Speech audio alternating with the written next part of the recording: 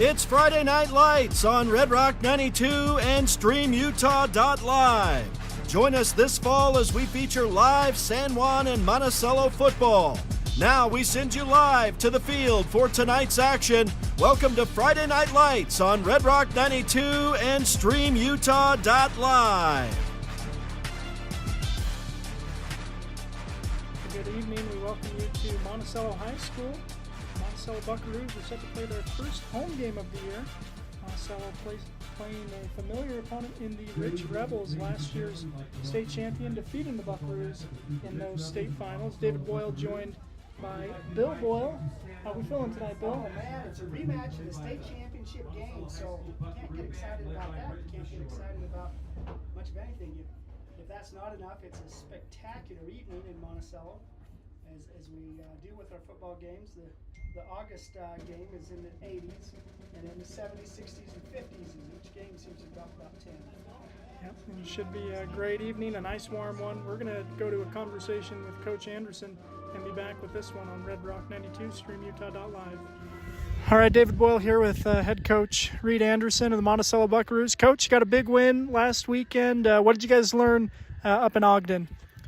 We learned that we were flowing to the ball well. We learned that, we're good at getting upfield, returning, getting upfield. And then we learned some things we needed to work on a little bit, and hopefully we fix those in practice. Yeah, well, like I say, there's opportunity to learn and see where some flaws are. You're really going to have that opportunity tonight with this opponent in Rich. Tell me, what's the hope? What's the goal today? The goal is to compete and put ourselves in a good position to win. You don't want to go into any game hoping you get all of your weaknesses exposed, and we hope that we can expose some of theirs and that we can make plays on their weaknesses that we need to, and that we've fixed the things that we worked on all week. Those are the biggest things we look for in a game like this, especially early on. Yeah, this is a team, of course, you played in the playoffs 2 years in a row, in the semifinals 2 years ago, in the state championship last year. It's anticipated by some that you may be playing them again in the postseason. So what do you take from that when this is a week 2 game? I mean, it's a sunny day. How do you compute that for this week and then moving forward into the future? Yeah, it's one of those ones. It's a little nice that you're going to end up seeing them again probably at some point, that you play them early, because usually your team is quite different by the time you get to the end, and that was true for both of us last year. It was a very tight defensive battle up there last year with not a lot of ball movement. And in the state championship, it was completely the opposite, and both teams looked quite different than when we had started. And so in reality, this is a game where you hope you can find some successes and find some confidence in those kids that you need to start to rely on, and hopefully some of those younger kids that are looking for their breakout game, they can find it in a game like this too. Absolutely. You mentioned you guys swarmed to the ball last week. Is that the calling card for the defense this week as well? Oh yeah, for sure. Stay home, but when someone's got the ball, we need to get there and wrap up and secure the tackle. Rich did a great job last week against Altamont at just not going down.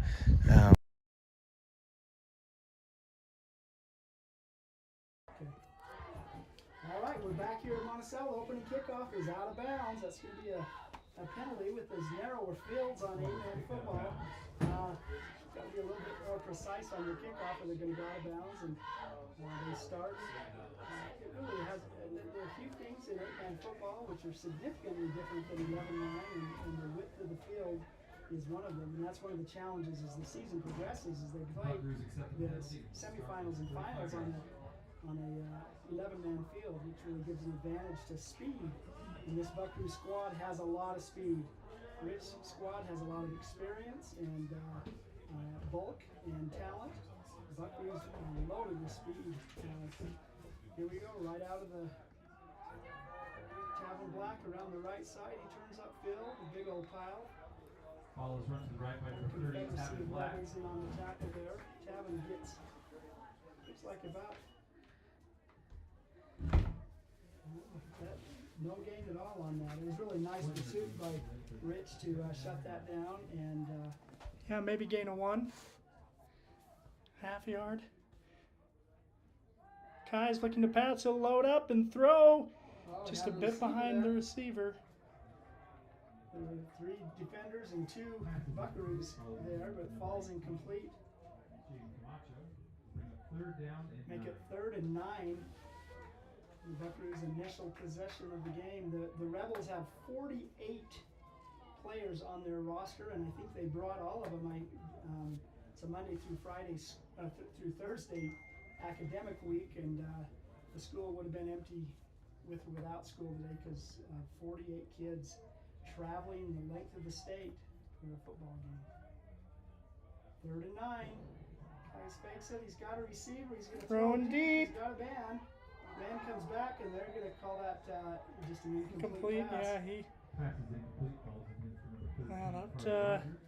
Not some contact, but they're going to say incidental. Carter Rogers had a step on the defender, but had to come back to the ball, and so the defender his helmet was right there in the right place, and falls incomplete, and it's a punting situation. Skyler Peterson looks like he's the deep man to punt for the Buckaroos. Trying to get a little bit of space for it's the punt is away. Kick is away. It's a low line driver, and Monticello's right with it. They're going to be able to down it right around the 30-yard line. So flip the field a little bit, and Rich will take over their first offensive possession. So just 1 yard of offense for the Buckaroos in those 3 plays, and then they went 4 and out. 1st and 10 for the Rich Rebels at their own 30-yard line.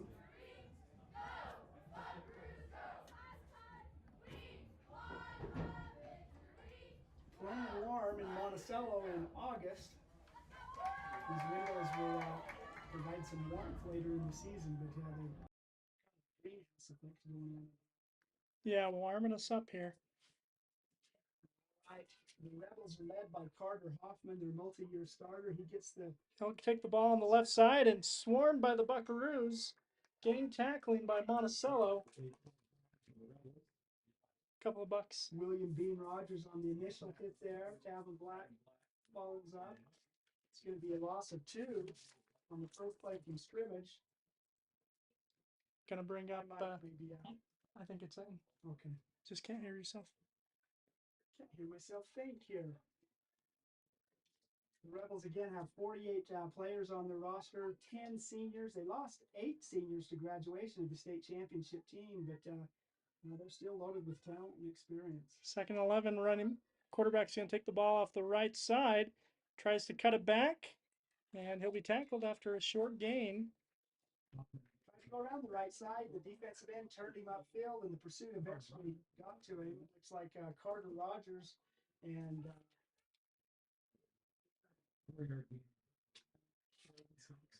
Number. Cameron Carpenter, 0. It's hard to miss Cameron. Yeah.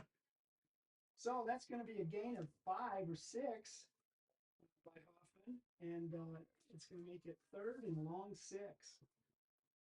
This is a team that is probably going to rely on ground a little bit more, like a traditional Rich team. Hoffman keeps the ball. Oh, Cameron Carpenter. Oh, he's still fighting for extra yards, but finally brought down in the backfield. Nice defense by Monticello. Yeah, Cameron was right there. I think Seth Taylor, Peyton Taffley, Tom back Morrison. in the original line of scrimmage, so a loss of 4 to make it 4th and 10. Obvious punting situation. I guess nothing's an obvious punting situation in 8-man football, but it's Yeah. pretty deep. So, Car- 30-yard line. Carter Rogers found the small bit of shade at the 30-yard line. And Rich getting their punt formation set. Hoffman shifting to the right.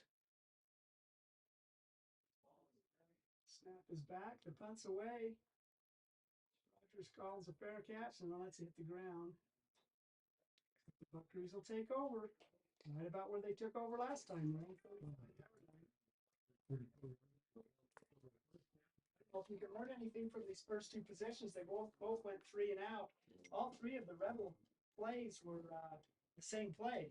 Yeah. Carter Hoffman just gets it and it looks like he's going to be running from the second he gets the ball. Really has good foot speed. Like Cameron is going to swamp him in the backfield and pursuit eventually. But Yeah, couple of possessions, couple punts, and Monticello will get another offensive look. Here we go, man in motion, and a penalty flag as they hand off to Carter Rogers. that's going to be a 5-yard penalty against the Buckaroos. Move the ball back to the 30-yard line. 29. I think it's 1st and 15. So 1st and 15.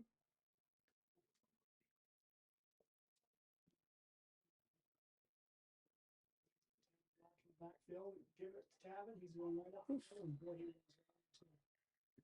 was The Rebels are pumped up about that tackle. Junior hits Black at the line. Loss of 1. 2nd and 16. That penalty really hurting the Buckaroos, giving them a long series to work with.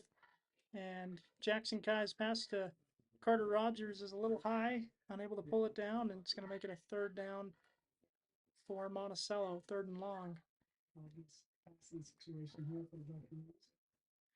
Yeah, their passing offense has looked pretty good as far as, you know, the way the routes are developing and getting the ball. You know, they haven't been intercepted, but unable to complete a pass yet either.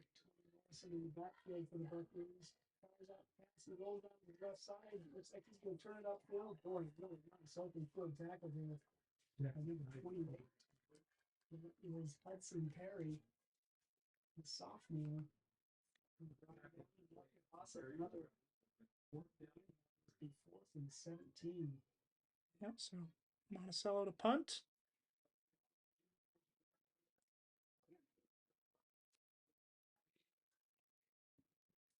Here's a snap.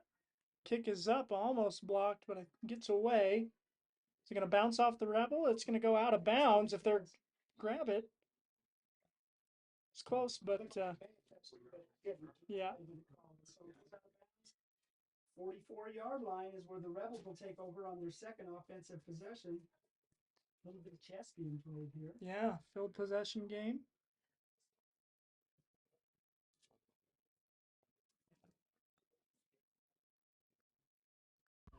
Carter Hoffman checks with his line. Some of the Rebels: Carter Grohl, number 1, Samuel Leafson, 3, Jet Holmes, 6, Carter Hoffman, 8, quarterback. Daniel Smith, 16, Drake Weston, 23. Skill positions for the Rebels. 1st and 10 at the 44. Now an option. Quarterback will keep it, cut it back in. And a good open field tackle there by number 1. That's Tom Morrison. Did a great job on that, you know, that option of making the quarterback keep it and then able to catch up and tackle him as well. But a gain for the Rebels on 1st down. A gain of 4, 2nd and 6. Again, it's traditional option, but Hoffman wasn't looking at the option much. There he pitches it.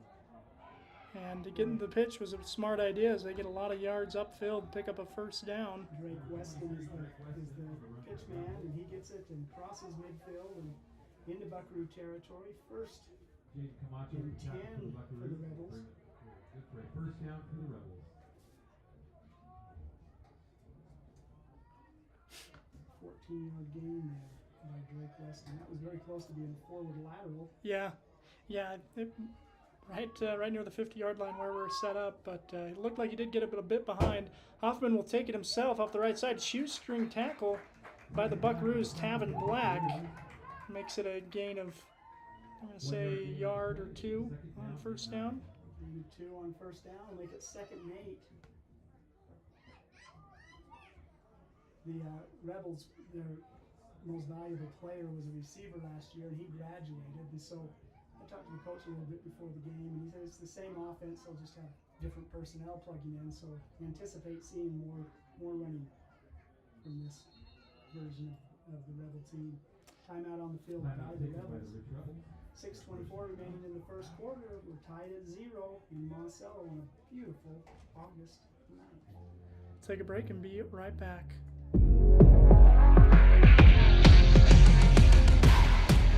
Here at Lyle Northern Electric, we take pride in our highly qualified team, dedicated to serving our community. Whether you need commercial, residential, or solar electrical services, our certified experts are ready to meet your needs. We are proud to support our community, especially our youth and high school athletics. Lyle Northern Electric, serving our community since 1957.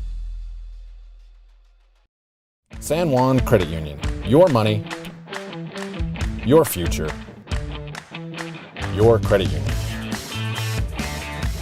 We have branches available in Blanding, Monticello, and Bluff. Come on down and see us.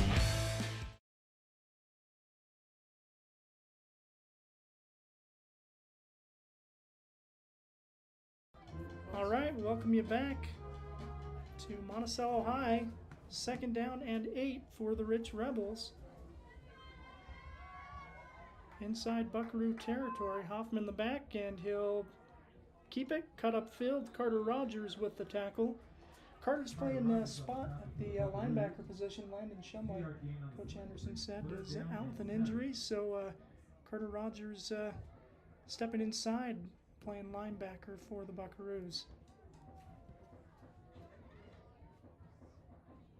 24 Buckaroos out on the field, 8 on the field, and 16 on the sideline.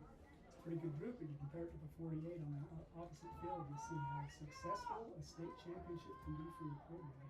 Yeah. And a lot of tradition. As here's the pass for Hoffman. Now pressure coming. He'll throw it, and it's going to fall incomplete. Bring up a 4th down.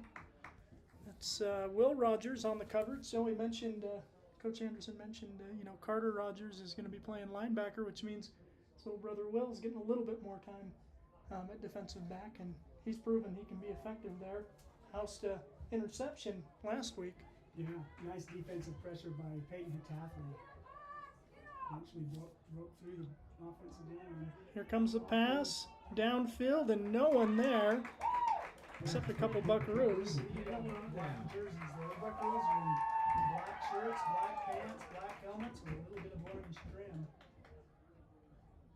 So that'll be a turnover on downs. Monticello will take over. This will be their 3rd possession at around the 35-yard line. All 3 possessions have been there and haven't made much on those first 2.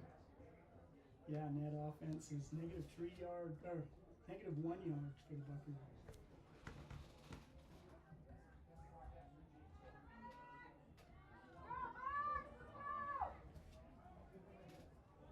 Jackson Kai's right behind center. He hands off to Jackson. Ball is on the ground. I think Kaiser's able to cover it up. Ball is recovered by the Buckaroos. 2-yard loss will be 2nd down and 12.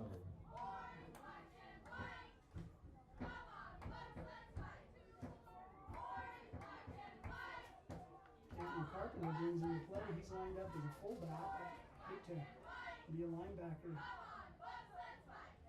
They'll pitch it to Tavin, and Cameron will lead the way. Tavin's going to get down about the 40-yard line where he falls. He maybe stepped out. Yeah, he did step out quite a bit before that, but a gain for the Buckaroos. Gain of 5 on that play. So a little bit more manageable 3rd down coming for Monticello. 5-yard gain on the play will bring up 3rd down and 7. 3rd and 7 for the Buckaroos. Again, looking for their first down of the game, but the defense is held strong. And Cameron's still in the offensive backfield. 300 pounds, I think. Here's a pass. Kais is, he got Tavin Black! Tavin, is he going to get chased down? He's down inside the 10-yard line. I was about to say, I thought that pass led Tavin just a bit too much. Put the burners on. He saw Tavin speeding. That ball in the air, he got underneath it. All the way down to the 10-yard line. It looks like about the 12-yard line. Wonderful throw and catch, and almost a touchdown by Tavin. Buckaroos are in the red zone is the Rebels, and we'll see what happens here. Yeah, I haven't seen any red zone offense for the Buckaroos this season. This is their first chance. Here's Kai's under the center, hands it off to Black, goes straight ahead, and that'll be, looks like a short gain, maybe a yard or two on first down for Tavin Black. Of course, he got injured in the state semifinal game last year, so you know Tavin's anxious to play against this rich team. Yeah. And had a great play thus far, and Jackson Kai's, man, right on the money again. Just got Tavin right in stride and almost able to bring it all the way in, but Monticello's got to convert here. Nice play by Rich to bring him down. Tavin's got a lot of speed. Now That was a 53-yard pass. Kai's in the gun, two receivers on the far side, one on the near side. Here's a snap. They will hand off to Tavin. He's trying to get the corner. He's going to cut it back up. Still on his feet, and he's going to get the first down. Is he going to get the end zone? No signal. Boy, that was great second effort by Tavin, who was hit there pretty close to the line of scrimmage by Drake Weston, was able to run right through that good hit and continue moving his feet. 10-yard gain for the Buckaroos. It'll be first down and goal. So first and goal for Monticello, and they can take a lead in this game against the Rich Rebels. This is the fourth time these two teams have played an 8-man ball. Rebels have won 3 and the Buckaroos have won 1.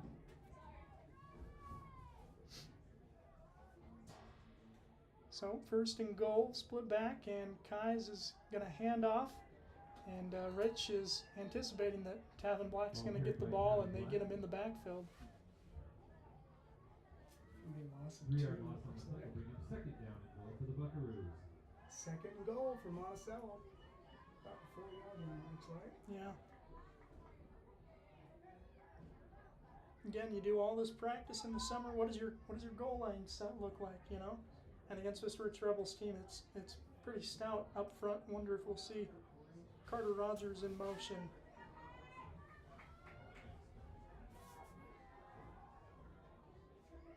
And Buckaroos get the Rebels to jump, so make it a little bit more manageable as they'll move the ball from about the 5 to the 2.5. 2:42 remaining in the quarter. Offsides on the defense. After the goal. Boston Jolly, a big middle linebacker there, is a junior for Rich, and man, he's a big kid. That hard count got him to jump. Second and goal for the Buckaroos. Kai's with Tavin Black behind him. A fake to Tavin, then throw to the end zone, and it is caught for 6. From Kai's to Rogers, give the Buckaroos the first points of the game and the first lead of the game. 6 on the board for Monticello. And they'll send Monticello, the Bucks are out to kick. John Lieber. Gotta get the tee.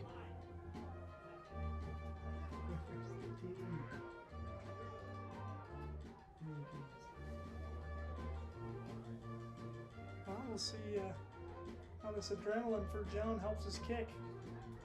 Yeah, he had a good 40-yard sprint there. And its ball is fumbled, and now it's loose, and Rich covers it. 2-point conversion is no good. Luckily, they don't scoop it. And anyways, conversion's no good. That makes the score 6-0. 2:15 remaining in the first quarter. We'll take a break and be back here on Red Rock 92 and StreamUtah.live. Building a state championship team requires a lot of hard work and dedication on the part of athletes, parents, and coaches.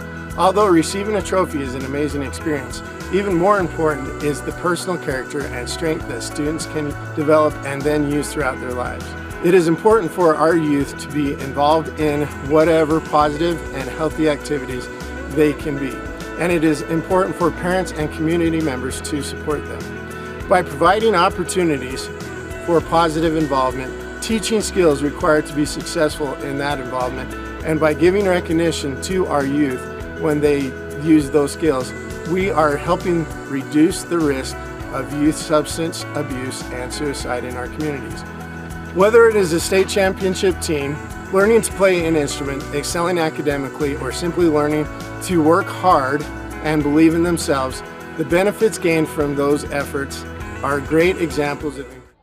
Welcome back. Here's the kick, and it's going to be fielded by the Rebels. Almost lost, then picked back up.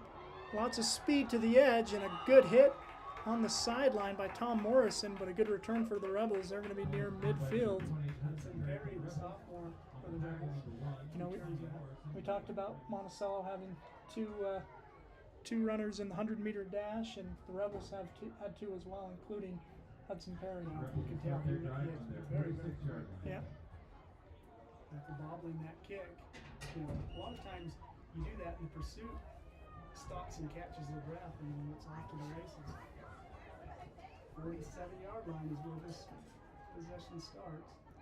And just 3 down linemen now for the Rebels. Unusual. They've been running with 5 linemen. Now here's Hoffman looking to pass, and he finds a man.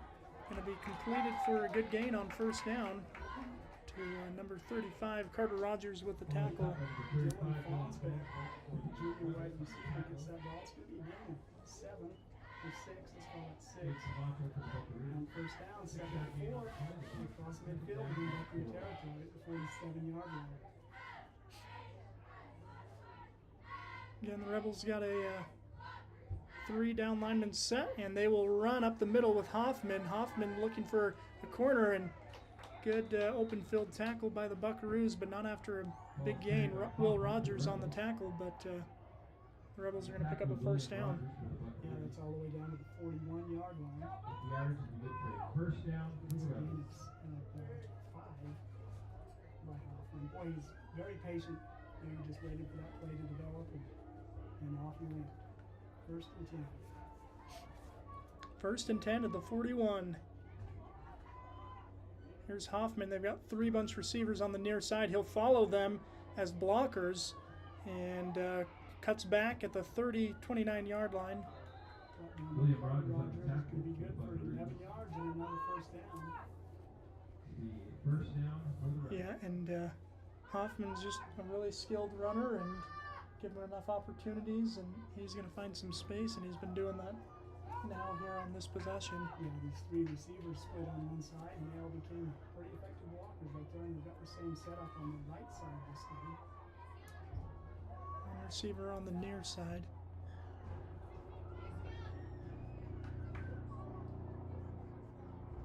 Here's the snap. Hoffman rolling, looking to pass. He'll load up and throw. Pass is high, incomplete. Good battle for the ball.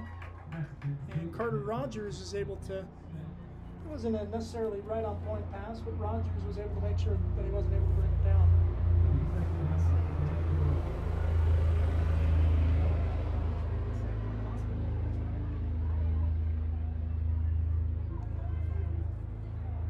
You don't need to deliver the game ball. Yeah, we've already got it, yeah.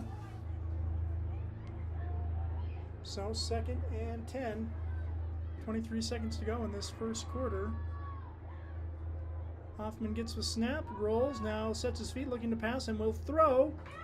And yeah, just there a little early on the pass breakup, and that'll be a penalty against the Buckaroos.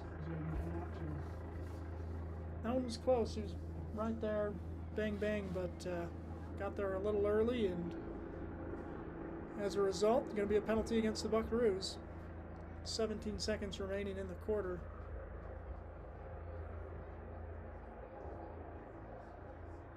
And the official picks up his flag, but yeah, there is the call.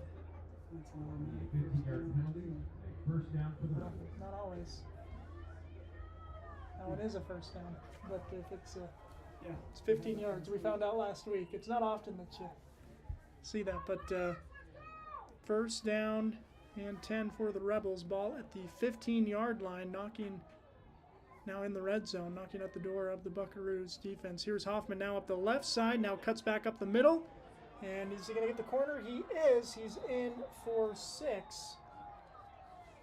15-yard touchdown run by Carter Hoffman. Knocks the score 6-6. Yeah, and again, you know, the fundamentals of football. If you can block, you can make things happen. And the Rebels really, all 7 other players are laying Yeah. good blocks. If you can block and if you can follow a block. And Carter Hoffman is very good at following a block.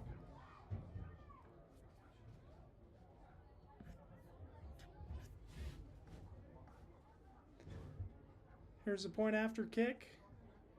Dylan Fonsbeck. It's low, but snap is held clean and kick is up and through.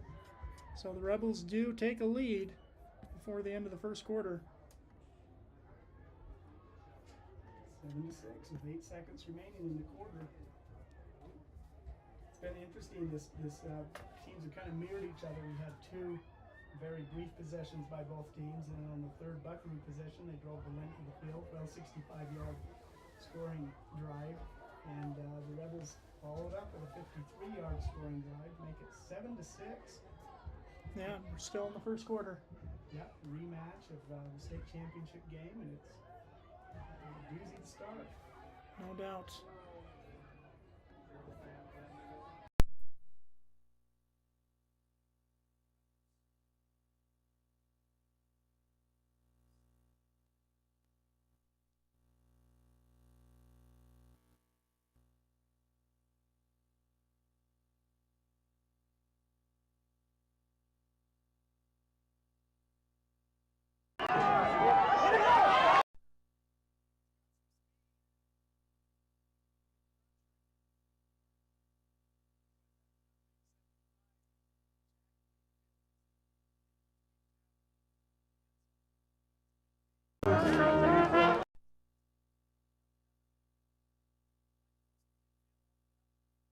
Yard line. First and 10 for the Buckaroos. Really nice return by Tavin Black.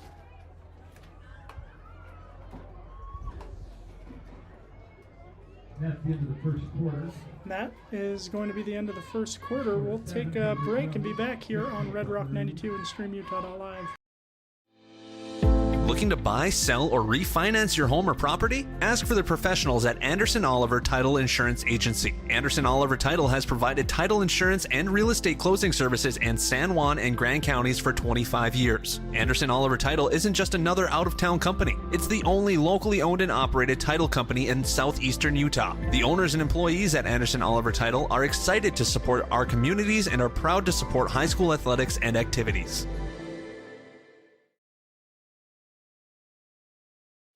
TaylorMade Wooden Heritage is the Four Corners source for high-quality, beautiful, and long-lasting custom residential and commercial cabinetry for over 50 years. TaylorMade Monuments designs custom monuments and headstones crafted with care and artistry to honor your loved ones for generations. TaylorMade is family-owned and operated and offers competitive pricing. Call them today for a free quote. 435-678-2523. TaylorMade Wooden Heritage and TaylorMade Monuments, proud sponsors of San Juan High School sports.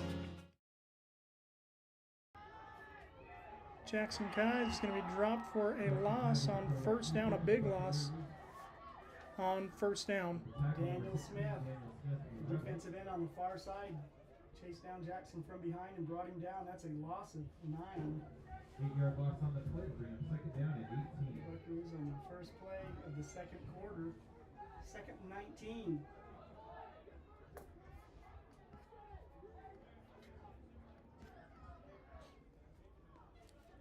Jaden Camacho will shift to the left side of the field now. And Kais will look to pass. He'll throw the out route. Just off Carter Rogers' fingertips, no good. Incomplete. It's third and 19.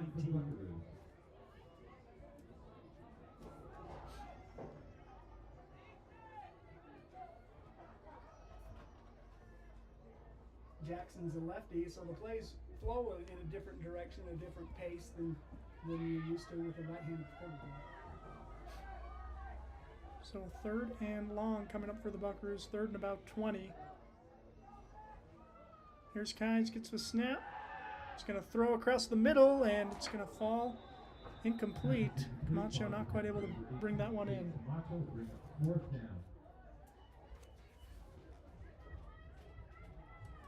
So,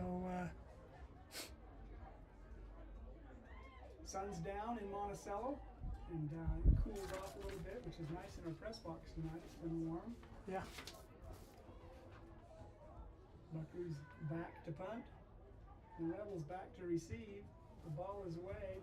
a big kick, and it's on the ground, and it's going to be covered up. Number 23, Drake Weston, tried to catch that punt, and he got off his fingertips all the way back down to about the 11-yard line, where the Rebels will take over way out of field position, so they were able to flip the field quite well with that punt. Really nice punt by the Buckaroos. 1st and 10 for the Rebels. 11:05 remaining in the second quarter. Defending state 8-man champions with a 1-point lead, 7-6 over the Monticello Buckaroos, their state championship opponent last November. Here's a snap, rolling left is Hoffman. He'll flick it, and it'll fall incomplete. Intended receiver there is thrown a little bit behind him, no good. Hoffman's completed 1 of 5 passes so far. Well, 1 of 4, because I guess defensive pass interference doesn't count as an incomplete pass. 2nd and 10, 11 minutes remaining in the first half here in Monticello on a beautiful August evening. 2nd and 10 for the Rebels. Here's a snap. Hoffman looking to pass. Now pressure coming, and he's going to be brought down for a sack. Loss on the play. It's Carter Rogers back there, or excuse me, Kevin Black back there, along with John Lieber. John Lieber, the sophomore, just came blitzing in and got Hoffman in the backfield. That's going to be a loss of 5. Nice defense there by the Buckaroos. 3rd and 14, 3rd and 15. Big opportunity for the Buckaroos. Here's a snap. Hoffman will fake the handoff now. He's going to keep it. He's going to try and cut back and trying to let his blockers set up for him, but he loses his footing, gets some yards back, but it's going to be a 4th down coming. Hoffman really has quick feet. He changes direction very quickly. 9-yard gain makes it 4th and a very long 6. And Dylan Fonsbach is back to punt. Got Carter Rogers at midfield, set to receive. The punt is away. Punt, and it's going to fall. And Carter's saying, "Get away from it." And Rogers is getting the earful as they needed him to clear away from the ball. But Monticello's going to get good field position to start this next possession. And a good opportunity for the Bucks. Looks like the 47-yard line of the Buckaroos is where they will start. 1st and 10. 5th possession of the game for Monticello. 7-6 is our score. 9:34 remaining in the first half. 4 down linemen for the Buckaroos. 2 receivers on the far side. Guys will send Rogers in motion, and he'll fake the handoff to him, and he does just get away from the first tackler, but not the second. And that was a slow developing option play. Yeah. And going to be a result of a loss on 1st down. Daniel Smith was the first one there, and Jackson was able to duck under him, but the remainder of the pursuit came and swarmed him under. 2nd and 13. Kai's alone in the backfield. Quick snap's going to be 5 yards. Jordan Johnson, the senior lineman, jumps. I thought last year we had a game that Water Canyon, they had to do push-ups if they jumped offside. Yeah. And no push-ups tonight so far. Not for the Rebels. But that is the second penalty Monticello has been able to force like that, so they like that. 2nd down and 8 for the Buckaroos. Kai's all alone in the backfield. Here's a snap, pressure coming. He'll throw, and just off Carter Rogers' fingertips. Tommy Morrison was right there. Incomplete pass makes it 3rd and 7.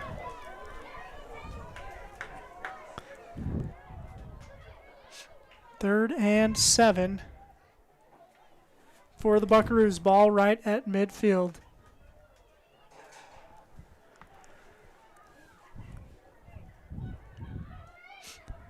Kai's in the gun. He's got 3 receivers on this near side. He's looking to pass. He'll throw. Oh, and again, that pass just off the fingertips of Carter Rogers. Make it 4th and 7. And this is, I wouldn't be surprised to see Coach Anderson go for it here. Boy, he's swapped out a whole new squad, though. I guess that's John Lieber back to punt, so. Yeah, all 8 Buckaroos are new, so looks like they are going to putt it away. Oh, and it's bobbled. Lieber's going to pick it up, and he's going to get his helmet thrown off, and there's the penalty flag. Easton Eborn, as man, that came rolling in, 185 pounds, through John like he was a 119-pound wrestler. Yeah. Well, and if he's got a face mask to grab onto too, and that's where to me it looked like John got thrown by his helmet. Yeah. That's where the flag came in. And the officials talking it over. And the flag came in late from the line judge. The back judge is having a conversation about it. They're going to wave it off. Wave off the flag. Wow. Boy, so that's going to be way back. That's a 13-yard loss on the punt. Give the Rebels the ball in Buckaroo territory. Yeah, well, that is a big play.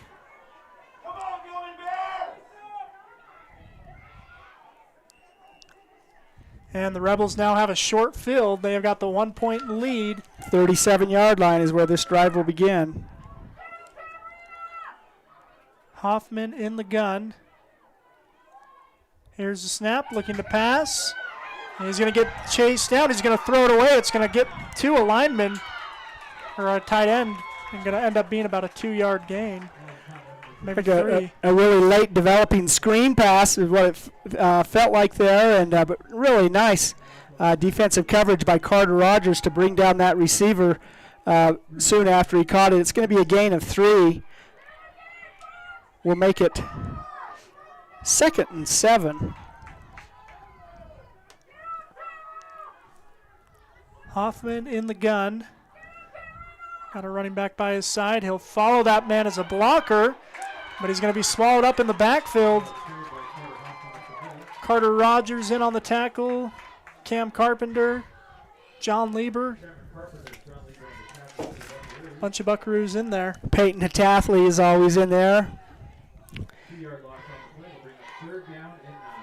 3rd and 9 for the Rebels. And if Monticello can force a 4th down here, well, this may be 4 down territory, but still a good start to this defensive stand for the Buckaroos. 3 receivers now on the near side. Hoffman, penalty flags, and a throw is going to go deep and be caught. Boy, really nice throw and nice catch. And that penalty, I imagine the way it was blown, it's going to be Diego Cortez on the... it's going to be a false start against the Rebels. Usually they blow those plays dead, but that's going to give Monticello a nice break there. That penalty saving goal line stand. Yeah, that was a beautiful pass, really thrown well. It looked like he was threw it into open territory, and he did. The receiver went right under it and caught it in stride. But all for naught, it's going to be a 5-yard penalty against the Rebels. They'll replay 3rd down, 3rd and 15.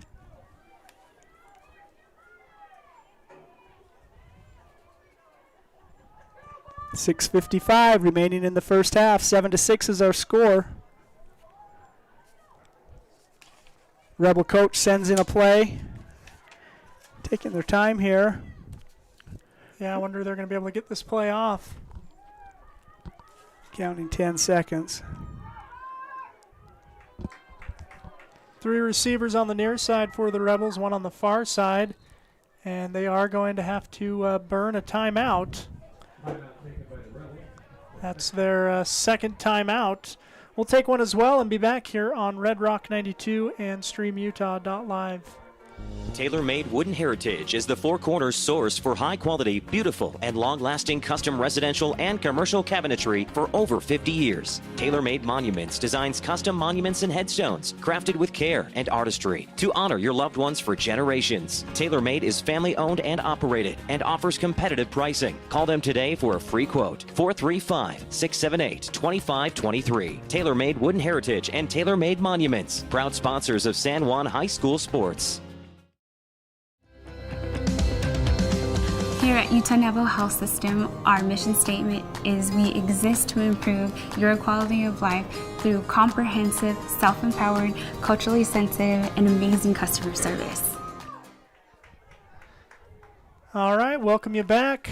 3rd down and 14 for the Rebels. Here's the snap, and they'll hand it off. Weston is going to slip one tackle. He's still on his feet. The ball's out, but goes out of bounds. That was hard running there by Drake Weston. Drake Weston spun out of a tackle about 4 yards in the backfield, but was able to come out of it and gain 10 yards. Be interesting. They're going to go for it here on 4th and 4. 4th and 4 at the 32-yard line. And a big opportunity. Right behind center. Hoffman, he goes around the left side. He's wide open. Well, no defensive pressure there on the left side, and he goes all the way down to the 20-yard line. So 1st down for the Rebels.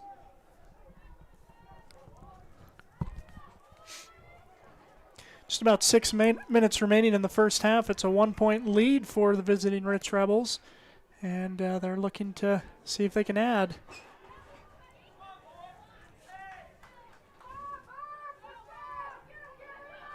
First and 10 at the 20. Hoffman gets a snap and pitches to Weston, and he's looking to get the corner, and he will. He's in for 6. That's actually 28 on the carry. That's Hudson Perry. He's the other one who was in the 100-meter final? Yeah. Yeah, he had some quick speed once he got that edge. And that'll be a 20-yard touchdown run by Hudson Perry. Puts the Rebels on the board once again. 5:44 remaining in the first half. Extra point pending. Looks like they're lined up to go for 2. Power eye. Yep, the Rebels play 11-man ball as well, and that looks like a traditional 11-man front, as Weston's going to be close and no good. Going to be stopped short. 13-6 will be our score. Once again, it's a close game here. We're just about 5.5 minutes to go till halftime. Take a break and be right back. No matter what you've got planned for the weekend, a home makeover, a landscaping project, a backyard barbecue, your neighbors at Red's Ace Hardware in Blanding have what you need. You'll find great buys on paint, tools, and yard and garden supplies. Not to mention grills, patio furniture, and pool care essentials. We carry top brands like Clark & Kensington, Craftsman, Scotts & Weber, and our helpful associates can answer all your questions. For national brands and local expertise, you can always count on Red's Ace Hardware. Ace is the place with the helpful hardware, folks. Welcome back to Red Rock 92 and StreamUtah.live's presentation of Friday Night Lights. The Rich Rebels scoring on that short field and makes the score 13-6. Still one possession game. Not technically a turnover, but catching John Lieber on the punt attempt really set up the Rebels to excellent field position, and they took advantage of it with several positive plays and a 20-yard touchdown run. Here's the kick, and it's going to be fielded by Carter Rogers. Now Rogers going off the far side of the field. Now cuts it up the middle. Now comes back. Carter Rogers to the 50, and then he'll be taken out of bounds. And so Monticello all the way Rich 49-yard line. So this drive will start in Rich territory, right close to midfield. Nice return. Yep. It was set up to go around the right side, and of course the ball was on the left hash, or on the left out-of-bound marker, and Carter ran to the middle and then cut it upfield, and the over-pursuit, so he ended up back on this near sideline. Nice return by Carter Rogers, 1st and 10.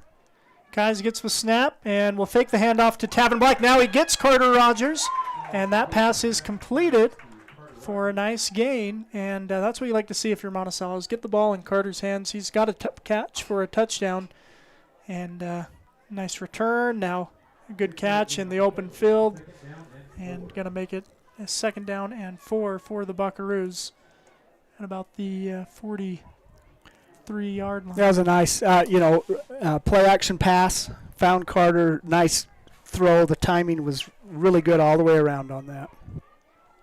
Here's a snap. And now handoff to Tavin Black. He'll go off the left side, lowers the shoulder, and he's going to be close to the 1st down marker. I think he's going to be just a little shorter than I thought. Yeah, ball's marked at the 40-yard line, so about a yard needed on 3rd down. 4:36 remaining in the first half. Of course, the Buckaroos would like to score here. Yeah, and they're going to spread out here, I think, with this 3rd and short, 4-down territory probably for the Buckaroos. I wouldn't be surprised if we see a shot. And they go with hard count. Now we'll adjust the play at the line. 4:15 remaining in the half. Here's Kais, gets the snap. He'll hand off to Tavin Black. Tavin trying to get the corner in. Good pursuit by Perry to tackle him in the backfield for a loss. You know, the key to that play, it looked like to me, Daniel Smith, the far side defensive end for the Rebels, really slowed Tavin down and allowed the pursuit to catch up. And by the time it's over with, it's a loss of 2. And 4th and 3 for the Buckaroos. They're going to go for it at their own, or at the Rebel 42-yard line. Big play early in the game here. Kai's alone in the backfield. Sends Rogers in motion and will hand off to Rogers. Double now reverse. It's a fumble. And it's fumbled and it's now scooped and is going to go all the way. Drake Weston, no one's going to catch Drake. No. And that is going to be a touchdown for the Rebels. 48-yard fumble recovery all the way to the end zone. Touchdown for the Rich Rebels. Number 23, Drake Weston.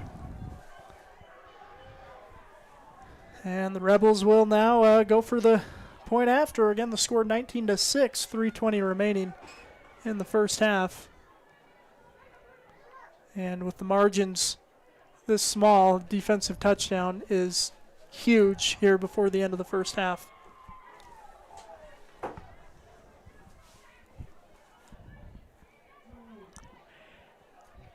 Yeah, to play like that, a double reverse, there's a lot of transactions that take place. And when you have a lot of transactions, if you run a business, you can drop loose change. And that's exactly what happened.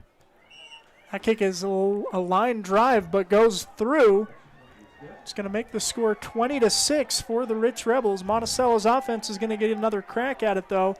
After this break, we'll be back on Red Rock 92 and StreamUtah.live. Let's talk cancer. Monticello, Utah. If you lived, worked, or attended school in Monticello, Utah from 1941 to 2002 for at least 3 years, you might have a higher cancer risk from uranium tailing exposure. Apply to get a free cancer screening today. One screening could bring peace of mind to you, your friends, and family members. Help spread the word and save a life. Screenings are available for a limited time through San Juan Public Health. Call today, 435-587-3838, or visit sanjuanpublichealth.org to apply.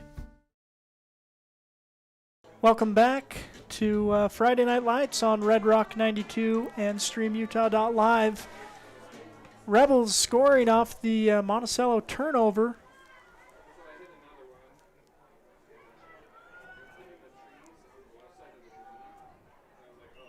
Makes it a 20-6 score, favoring the Rebels. Here's the kick, and it'll be fielded by the Buckaroos. Here's Carter Rogers. No, excuse me, that's Jaden Camacho. Stutter step, gets it across the 30-yard line, so a good return there by Camacho. 3:11 remaining in the half.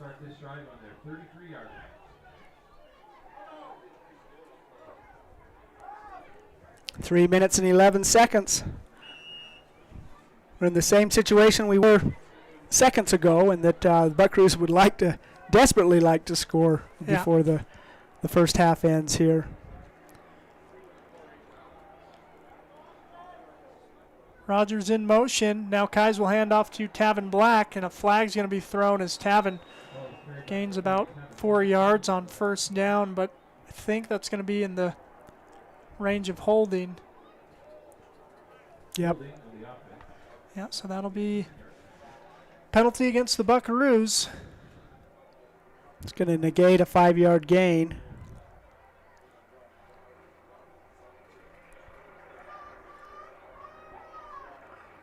Still be first down. 3:05 remaining in the half.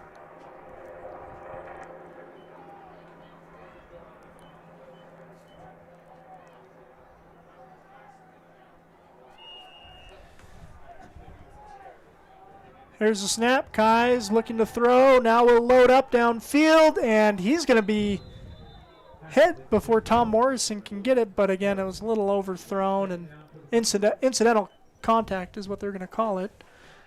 And going to fall incomplete, make it second down. 2nd and 20 for the Buckaroos. 2:58 remaining in the first half.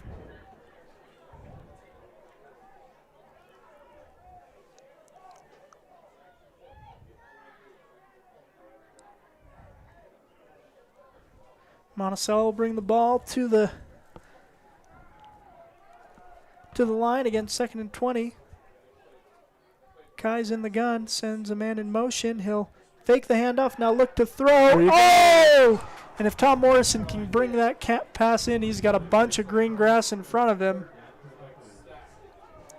That's a couple. He couldn't. Yeah, that's a couple drop balls for the Buckaroos that, again, the second game of the year, you hope that those balls are caught, in week 7 and on, but I'd really like to see them bring those passes in tonight. So 3rd down, and we've got a timeout called by the Buckaroos. It looks like. Their first timeout. 2:53 remaining in the first half. The score is 20-6. Take a break and be right back. With a changing economy and advancing technology, it's time that marketing and selling of real estate in San Juan County catches up. Four Corners Homes and Property Management is changing the game. Every Four Corners Homes listing includes 3D mapping and virtual tours, professional photos, a digital and global 21st century footprint, and marketing exposure that makes it easy for buyers to find and identify what makes your listing unique. Marketing and exposure sells real estate, and if you want the best, you need Four Corners Homes on your team. Find us at fourcornershomes.net or call 801-404-0058. Welcome back to Friday Night Lights on Red Rock 92.7, streamutah.live. 2:53 remaining in the first half. A 20-6 lead for the Rebels over the Buckaroos, and their last 2 scores coming off of turnovers or set up over turnover on downs. Yeah. Last week the Buckaroos really had a nice opening season win over Utah Military Academy, but really weren't tested. They're tested here, and it comes down to completing plays, being in the right place at the right time, eliminating mistakes, and we've got a 2-touchdown lead for the Rebels is the story at this point in time. Kais has the ball. Looking got to plenty pass. of time. He'll throw, and it's caught by Carter Rogers. He's going to be short of the first down, but gain about 15 yards on 3rd down. Officials are discussing the exact mark. They're going to put it at the 39-yard line. 14-yard. Boy, that was a nice catch. Nice throw. Jackson had plenty of time and threw a good ball as a result. 4th and 4. Monticello's set to go for it. Expect a hard count. And they will look to the sideline, adjust the play.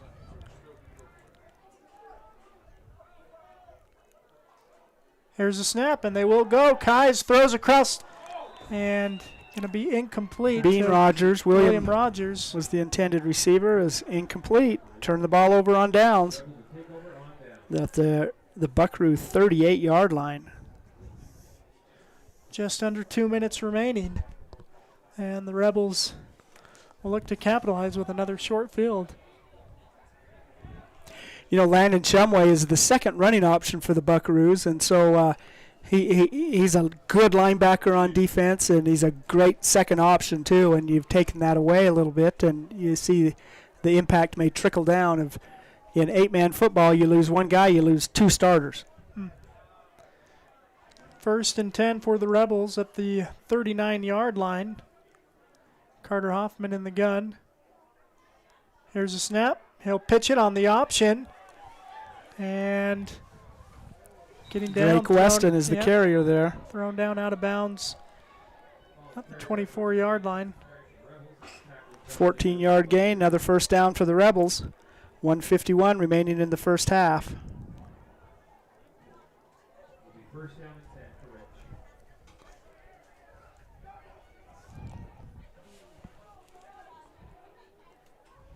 Here's a snap option. Now up the middle, Hoffman. Brought down by Tavin Black. But after a gain of about 5 or 6, it looks like, maybe 5.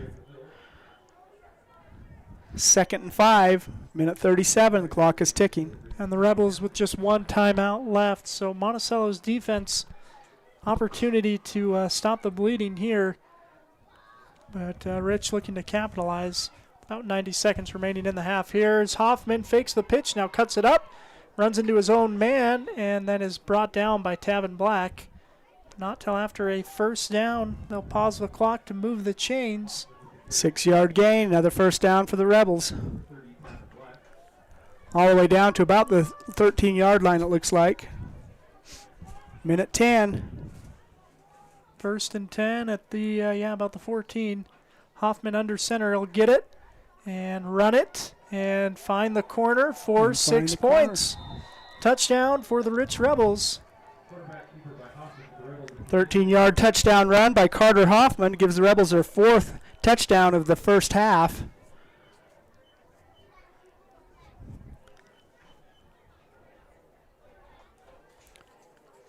Boy, Hoffman, his initial fake, he really moves well laterally. Yeah. Fakes well. He went, freezes the defensive end, and then he can go around him. Rebels will set up to kick.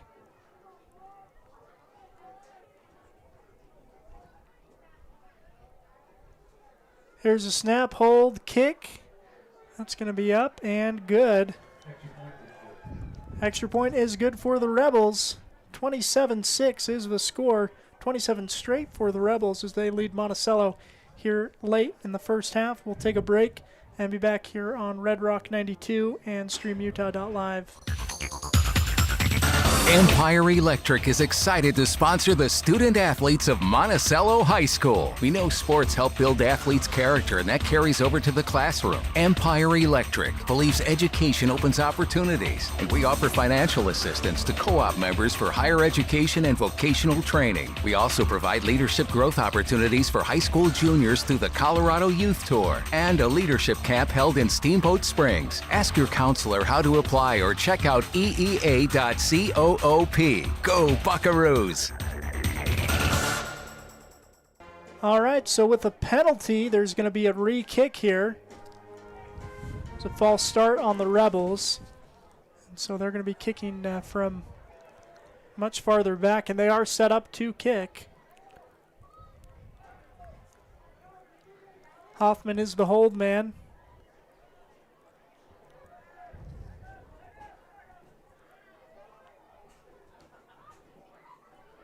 Here's a snap, hold, kick, and that one no is good. Gonna be no good. So 26-6 is our score. Take a point off the board every time we take a break from Empire Electric. So we'll have to take 25 more of those. We'll be right back on Red Rock 92. San Juan Building Supply has offered a full range of building supplies to San Juan County for more than 32 years. From the start of your project to the finish, San Juan Building Supply has high-quality products for all your needs, and they can deliver. Drop by 1050 South Main Street in Blanding, call 678-2000, or visit sjbs.com. San Juan Building Supply, a proud sponsor of our local teams.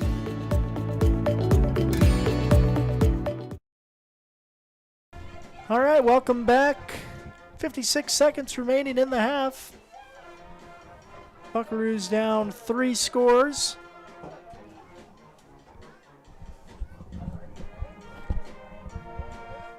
And the Rebels ready to kick this one off.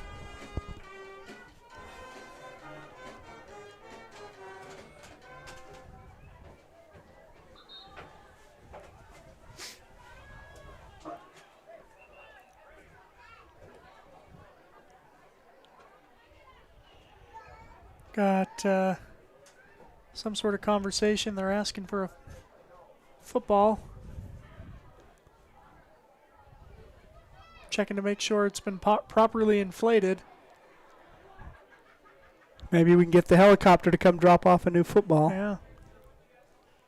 So each team plays with their own football, and they alternate it, of course, whoever's on offense.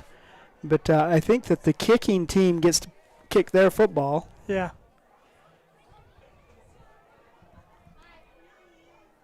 So that ball that was on the sideline is remaining on the sideline. Don't know what that stop in the action was all about. It may have been Inflategate. Yeah. Chapter 2. The ball is away. It's a little that squib one's kick. deflated, and it's going to be fielded and covered at the 40-yard line. Nice heads-up play there from number Mr. 20. Taylor? Oh, no. And that's I think that's Skylar Peterson, the senior.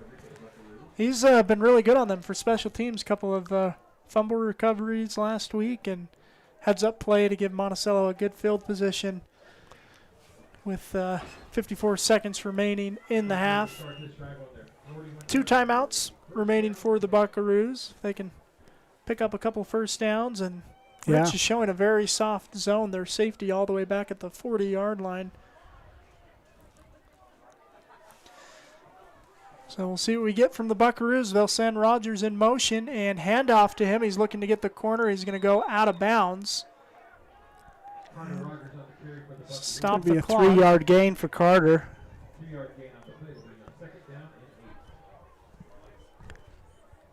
Out of bounds, so the clock stops. 50 seconds remaining in the first half. Buckaroos need a score right here.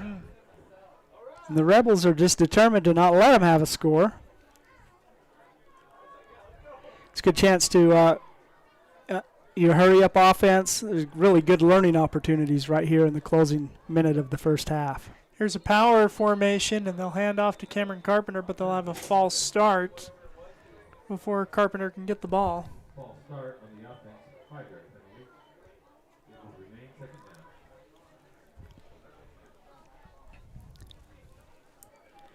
Cameron is very quick for his size.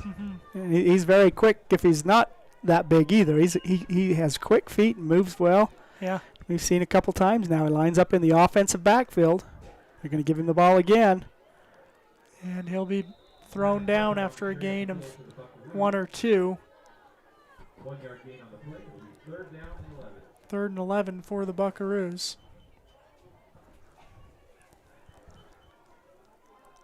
Again, with those 2 timeouts, looks like Coach Anderson maybe will go into, maybe we'll see if they get 1 play in, or if they're going to be content to go into half to work on the deficit in the second half. Looks like our score at halftime is going to be 26-6. The Rich Rebels, defending state 8-man state champions, are leading their opponent in the state championship game by 20 points at halftime. And that's it. The clock will go out. It's halftime in Monticello. We got a timeout. Someone better tell the Rebels that they're not done yet. 1 second on the clock. The Buckaroos will see if they can drop a play that they like. Need one for 60 yards.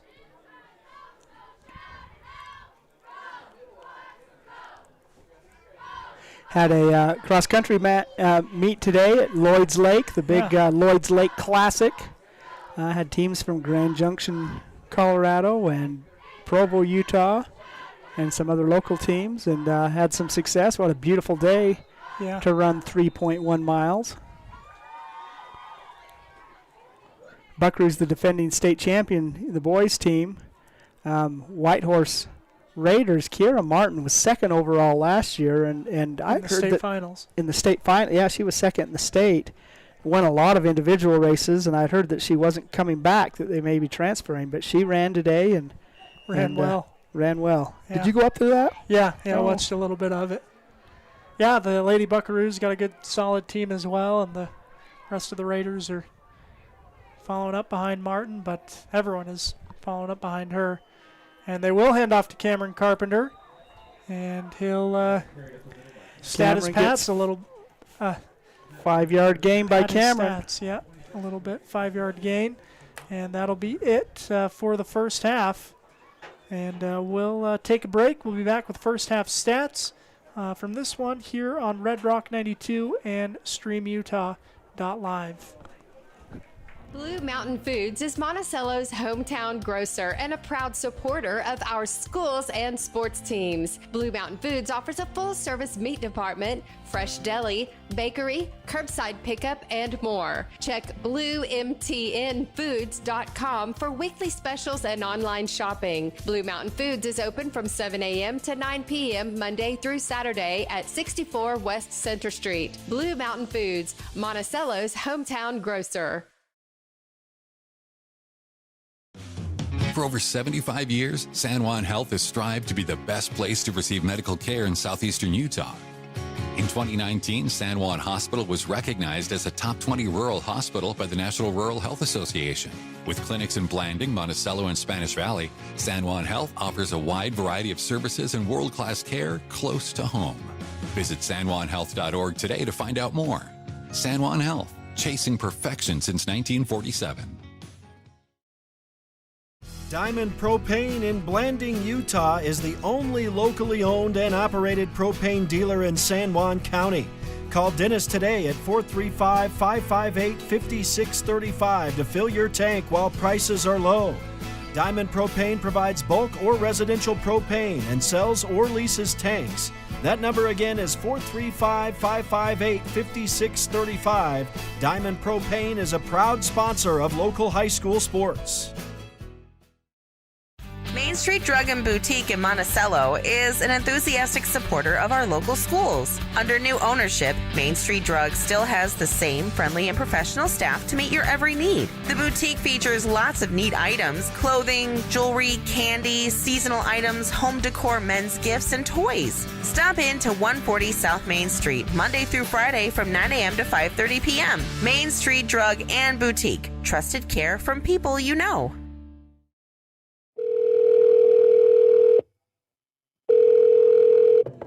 Hello, this is Dave's phone. Leave me a message at the beep. Hey, Dad. I just drove past the park you took me to on my 10th birthday. Remember how we fell into the stream? I just wanted to let you know I was thinking about you. Call me back. I love you. Reminding someone of their worth is suicide prevention. Learn more at liveonutah.org. Super busy households need super fast internet, and Emory Telecom has just what you need with this special back-to-school offer. Right now, new customers get their first 4 months of Emory Telecom eFiber internet free. No term contracts, free installation, and equipment. Give us a call right now, 270-4021 in San Juan County, 259-8521 in Moab, or visit emorytelecom.com. Emory Telecom, Southeastern Utah's strongest, fastest internet connection. Life is a series of cherished moments, filled with milestones that define our journey, moments of love, joy, and shared experiences. Each moment contributes to our story. As each chapter unfolds, our experiences shape us, defining who we are. When it's time to celebrate a life, ensure your loved ones are remembered with the grace, dignity, and individuality they deserve. San Juan Mortuary, celebrating life, honoring memories, transcending tradition. For almost 20 years, residential construction has been our focus at Lee Contracting.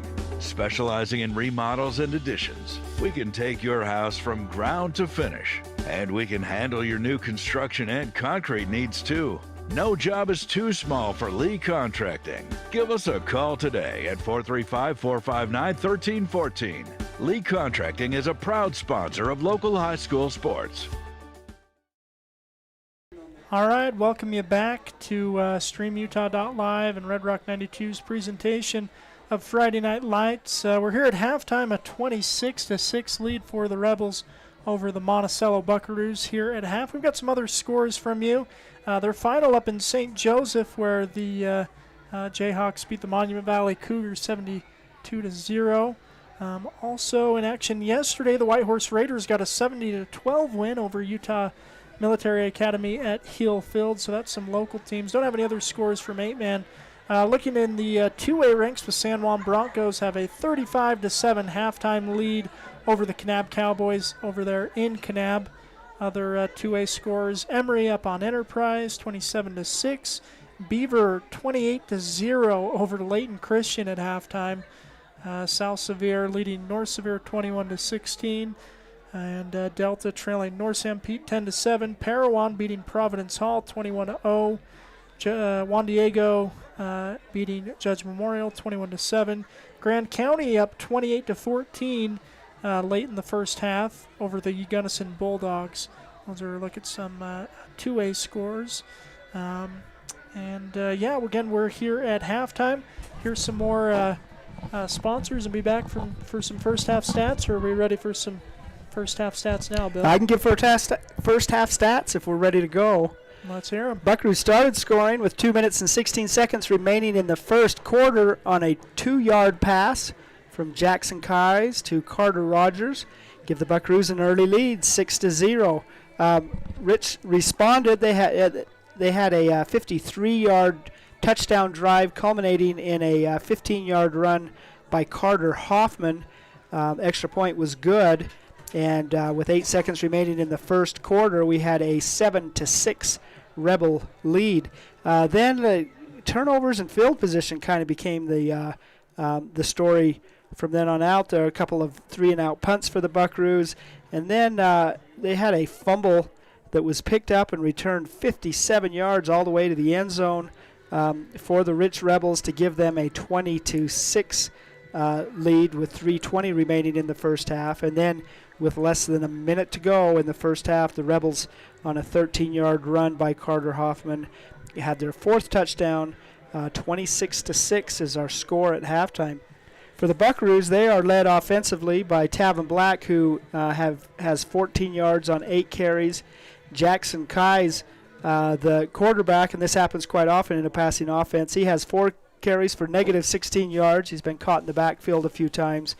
Number 21 for the Buckaroos, John Lieber, has a loss of 13. I don't know if you call that. He was tackled while punting. One carry for negative 13 yards. And number 13, Carter Rogers for the Buckaroos, has 1 carry for 3 yards. And the big guy up front, Cameron Carpenter, had a couple of carries to close out the half, 2 rushes for 6 yards. From the passing, Jackson Kais completed 4 of 14 passes for 76 yards.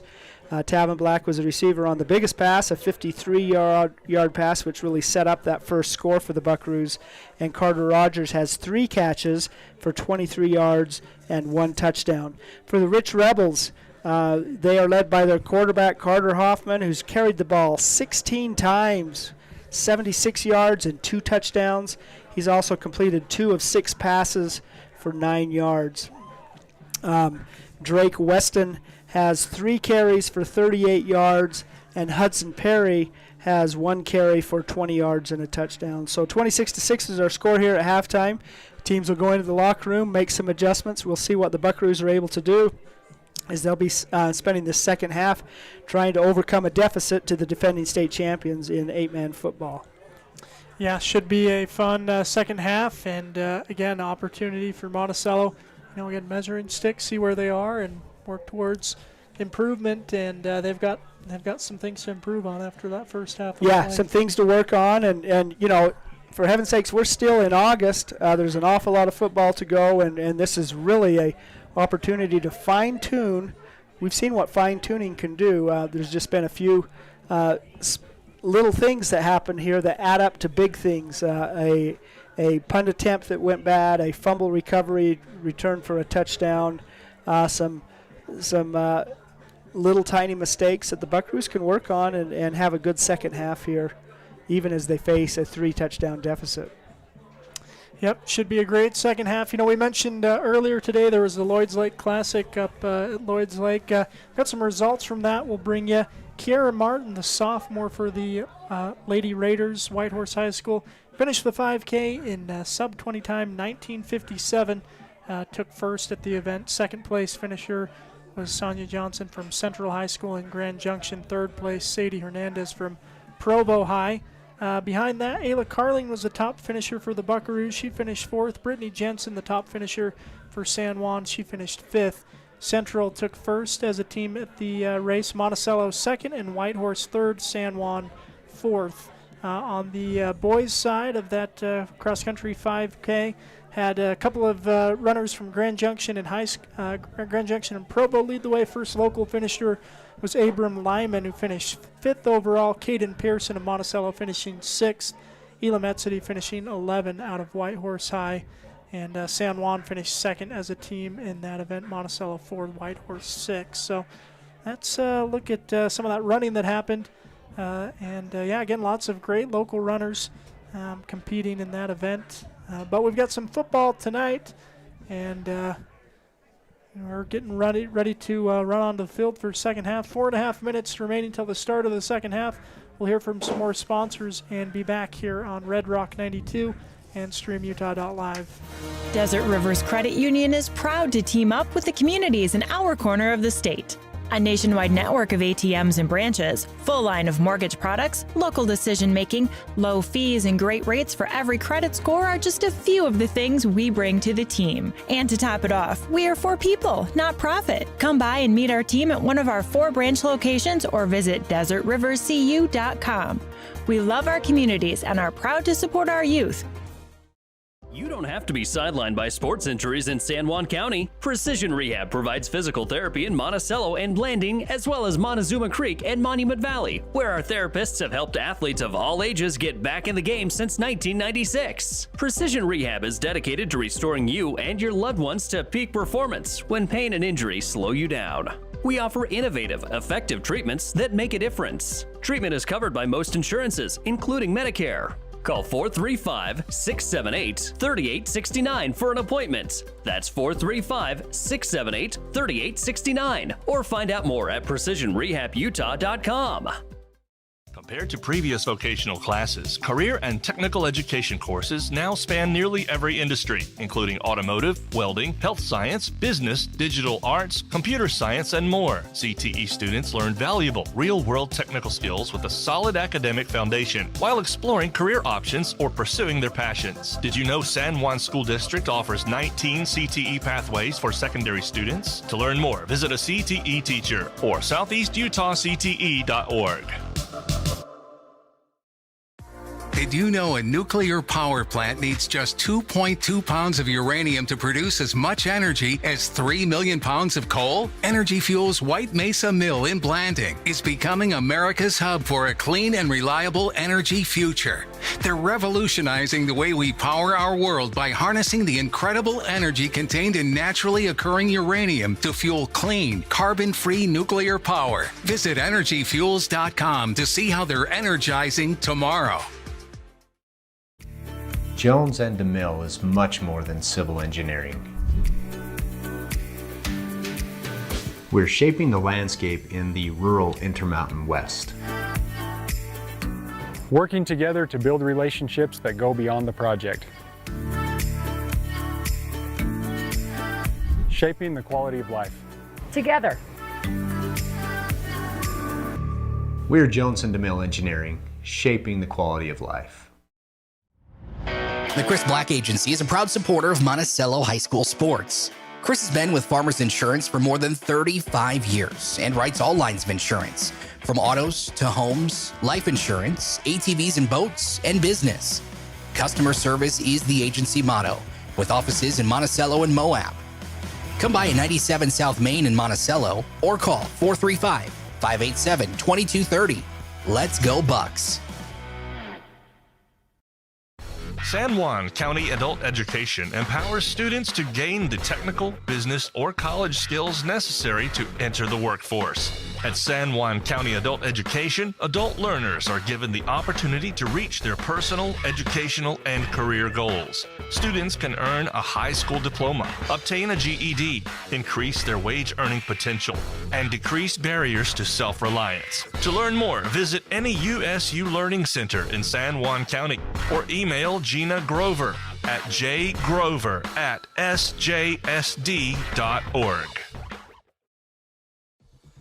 Utah State University Blanding lets you have it all. You can earn a highly regarded degree to work in a rewarding career, all without leaving the Four Corners. Plus, we have some of the lowest tuition in the state and multiple scholarships to help you pay for your education. Explore programs in health professions, social work, nursing, criminal justice, and so much more. Join us for events and learn more about our resources at blanding.usu.edu.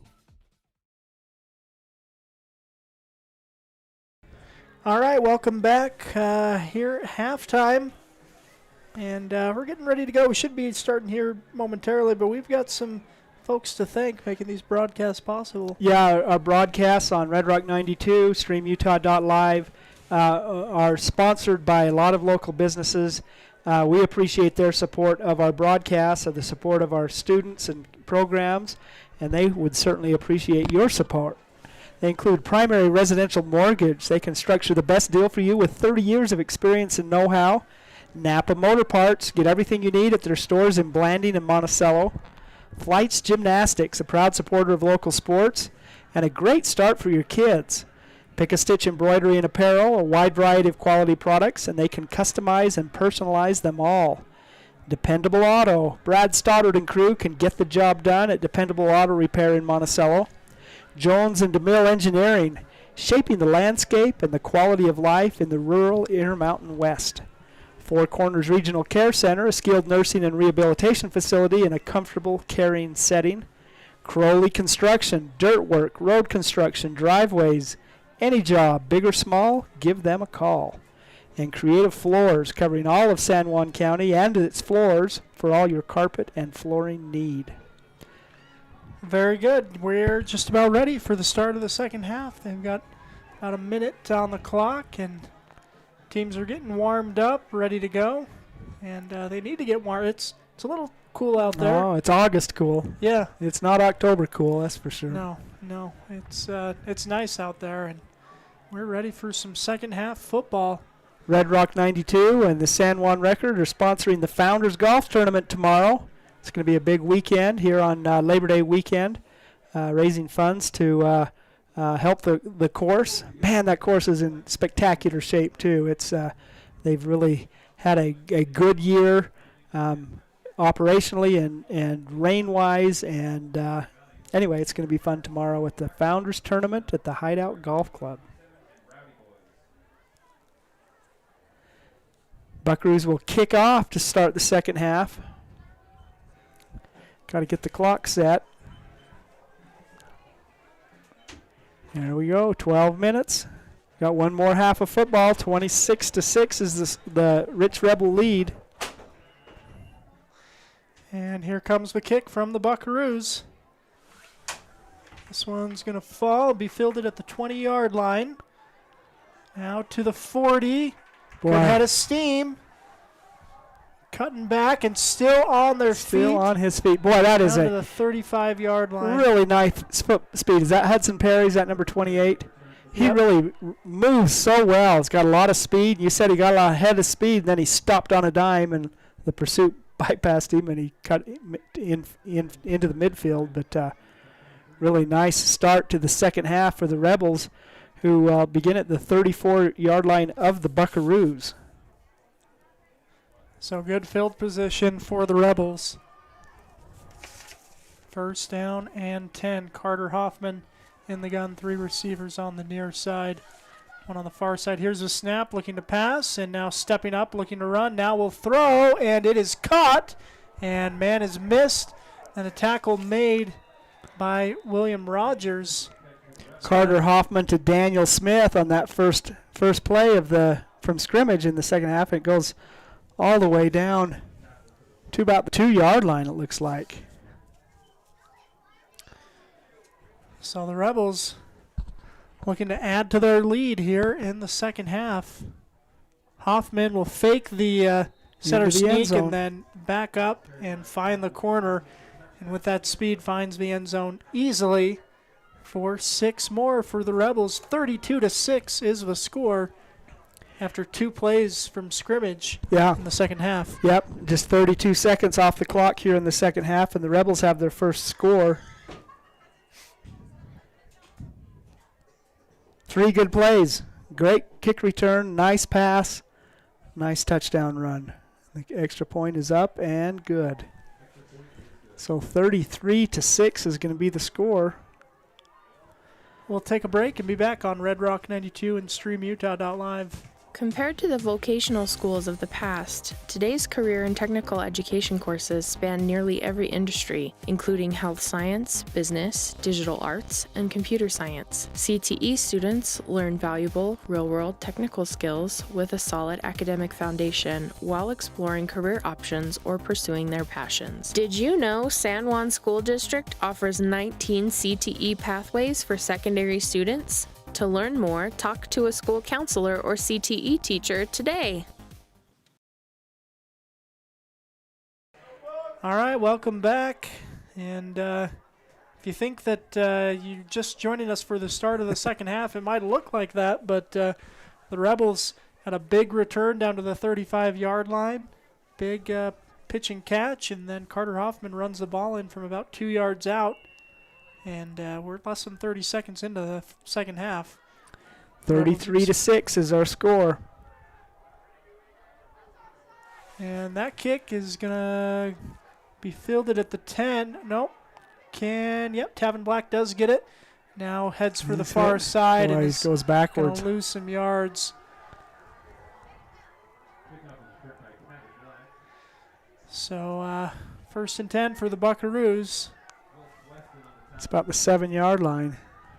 Long field for Monticello. The Buckaroos will start their drive on their 6-yard line. Same ball's on the 6 for this first down. So Jackson Kai's in the gun. Got Tavin Black to his left, and he'll hand off to Black, and Black is going to be hit in the backfield and dropped for a loss. It's like a loss of 3, maybe 4. 2nd and 14.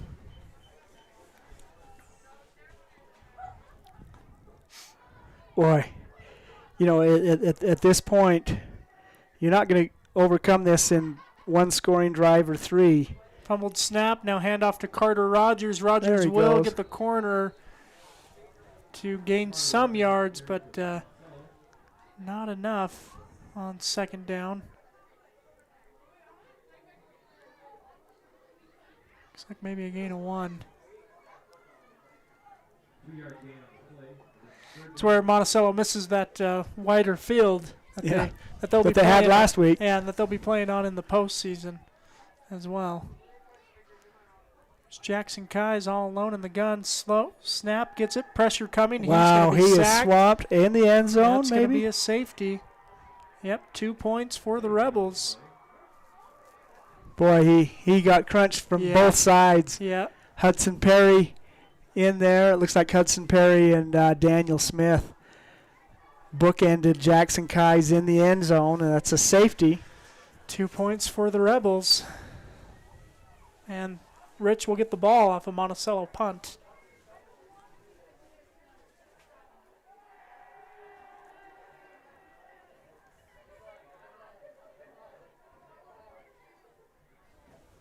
And Kais is up and off the field, but man, he's feeling that again, that unchecked pressure, on that blitz.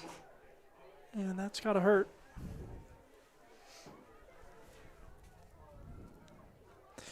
So, again, Monticello will be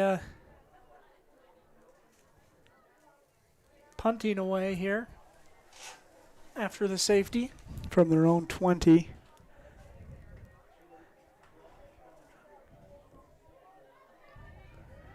Boy, a safety you can change the momentum with lots of things from lots of different perspectives, but quite often a safety is just as demoralizing.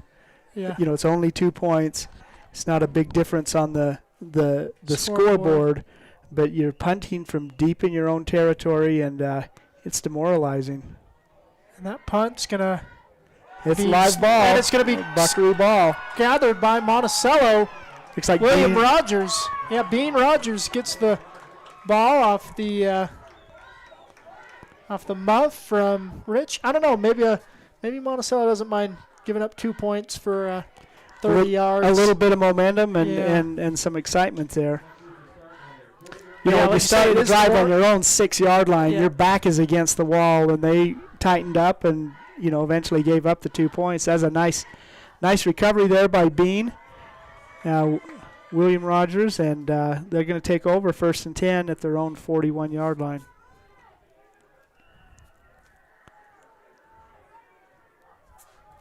There's a snap, and fake the handoff. Now he's got Carter Rogers. Rogers with that speed into the open field. He's off to the races. And to the 10-5 touchdown. Carter Rogers. 59-yard pass. Wow. From Jackson Keyes to Carter Rogers. Good for a touchdown. And the Buckaroos are back in, but their second touchdown on the scoreboard, and maybe a change in momentum here. Yeah, which the Buckaroos needed.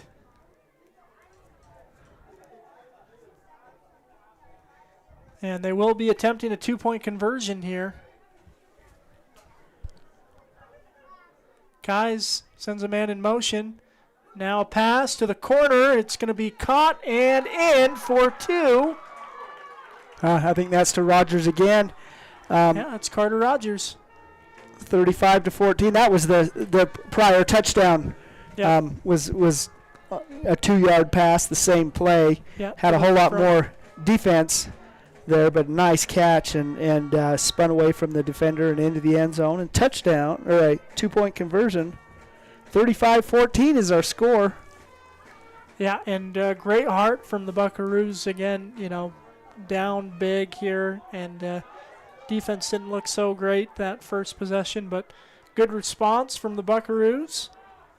And they're set to kick off following the touchdown. 35-14 is the count. 14 points for the Buckaroos. And Carter Rogers has scored 14 points on 2 touchdown catches and a 2-point conversion reception. I guess Jackson Keyes has also scored 14 on all those passes as well. Yeah.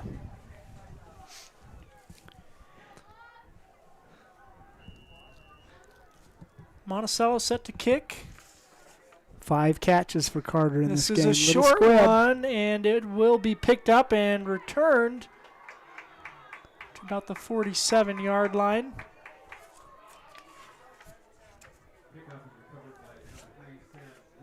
John Lieber with a good hit there. He kicks the ball and gets the tackle. Yeah. 1st and 10 for the Rebels.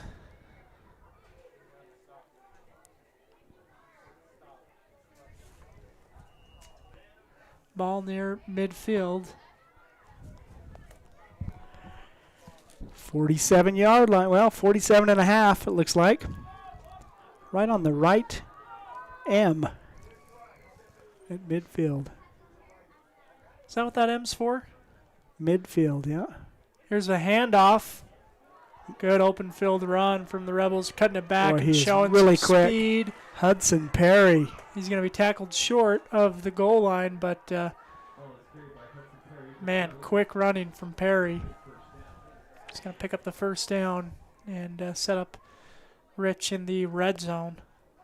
50-yard run by Hudson Perry gives it 1st and goal.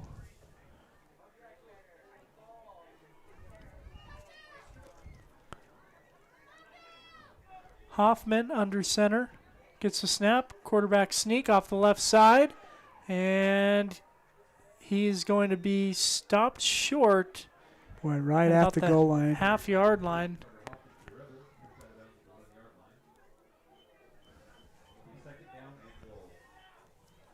Second and goal from the 1.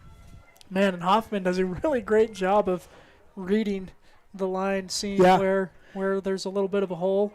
And sidestepping the pursuit, too. Yeah. It looked like he was going to be caught earlier on, but he kept his feet and got all the way down to the goal line before he was finally brought down. 2nd and goal at the 1. Here's the snap. Hand up to the up man, and Cameron Carpenter is going to stand him up. And the Buckaroos are going to hold. Whole pocket full of bucks in on that tackle. So 3rd and goal.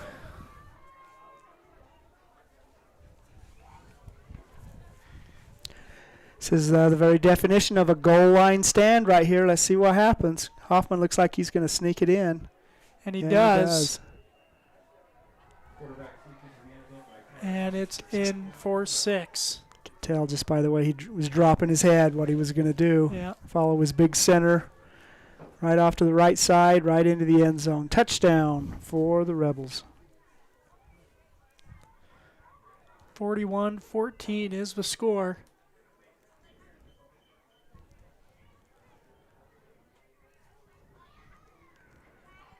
Fonsbeck's kick is away. It's blocked. Cameron Carpenter blocking it.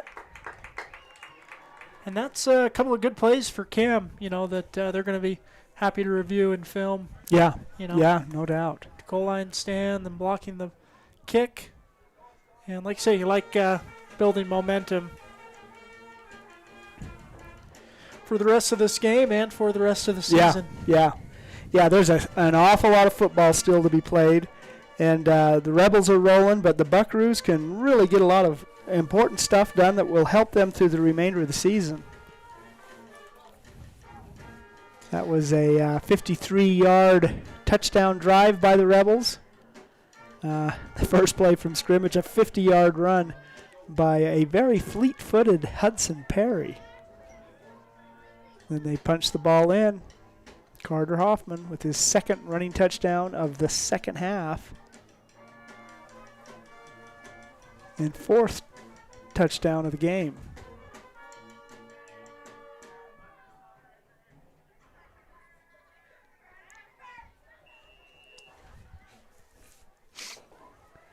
Rebels set to kick away. Tavin Black deep for the Buckaroos. Ball is off. Tavin will field this one more cleanly at the 10-yard line. Now he's at the 20. Now cuts to the far side. And he's going to still have his feet on the far sideline. Going to get to about the 40-yard line. 30-yard return there by Tavin Black. 30 for 30.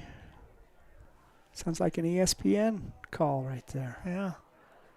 30 yards for Tavin Black. 1st and 10 for the Buckaroos at their own 40-yard line.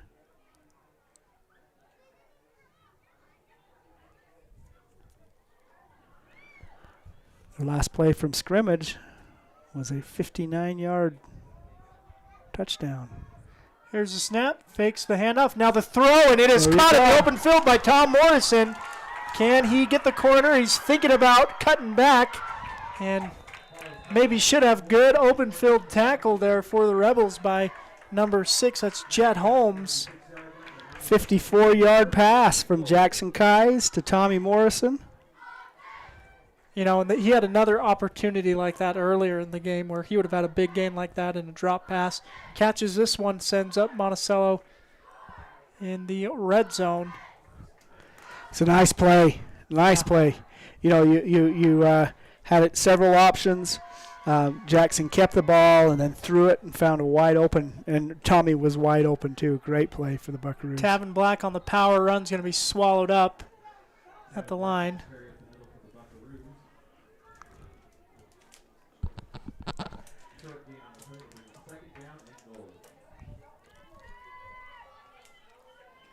Second and goal at the 5-yard line. Call that a 1-yard gain. 3:25 remaining in the 3rd quarter. 8:25. 8:25. Oh, man, the goalpost is obstructing my view. Again, they're in that power formation. With Cam Carpenter. Now Kais will pass to Cameron Carpenter, who's going to catch it for 6. 6-yard touchdown pass from Jackson Kais to Cameron Carpenter. He's got some good hands. Yeah, he had to come back to the ball. Yeah. He pulled it right in. That was a pretty skilled play. Cameron, if you're watching, so you know that Cameron probably weighs 300 pounds. He's huge. Yeah. But he's really got quick feet. He's quite athletic, and that's pretty cool. And they'll be going for 2 here. Touchdown for the Buckaroos. Well, these teams are opening up here in the second half. Here's a snap. They'll hand to Tavin Black. Tavin to look to get the corner. He throws it instead and finds Tom Morrison in the back of the end zone. 2-point conversion is good. Tavin Black finding Tom Morrison. That is not... I did not expect to call a touchdown pass to Cameron Carpenter. Did not expect to call a 2-point conversion from Black to Morrison. But here we are. 8 more points for the Buckaroos. And the score 41-22 now. Are they going to do it again? Must have been a 5-point. We did. This happened earlier. It did. Man, that was a nice play, too. Yeah. 5-yard penalty against the Buckaroos. Will move the ball back 5 yards. They'll have to replay it. So I guess we expect Peyton Tathley to throw the ball to Jerem Robinson on this play. Is that the play call?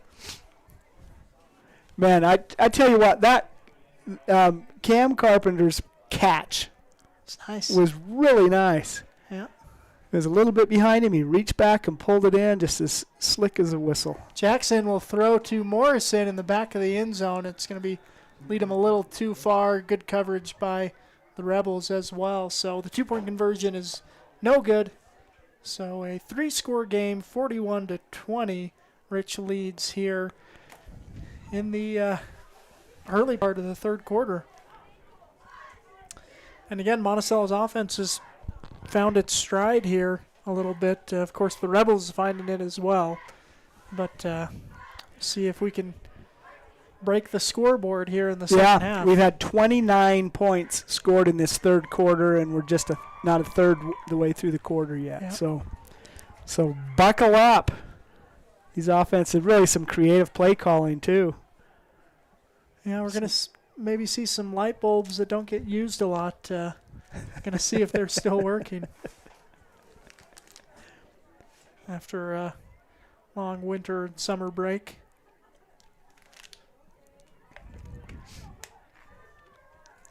Monticello to kick away. This one again is short and fielded by the Rebels. Is going to be returned. Once again, John Lieber kicks the ball and gets the tackle. Well, if there's anyone who knows where the ball is going to be when John kicks it, you would anticipate it's John. But again, short field for the Rebels. Near midfield, ball at about the 44. It looks like maybe 45. Yeah. 1st and 10 for the Rebels. They've had 6 plays from scrimmage, scored 2 touchdowns. Hoffman in the gun gets the snap, running the option, pitches it out. And Perry's going to be tackled by Lieber.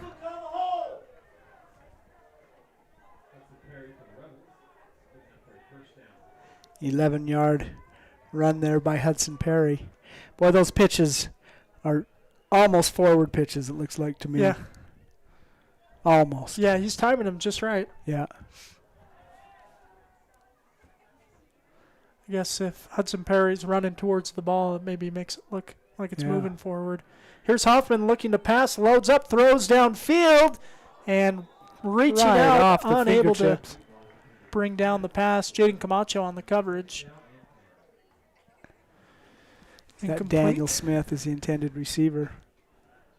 Boy, that was just right on his fingertips. Yeah.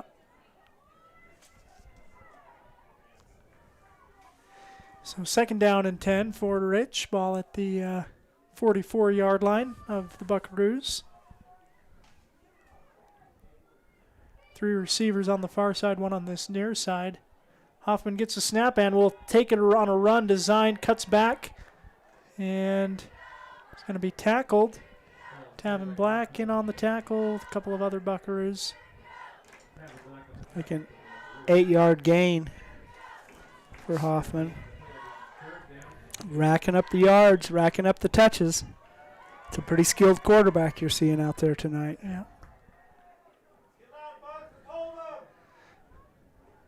Third and 2.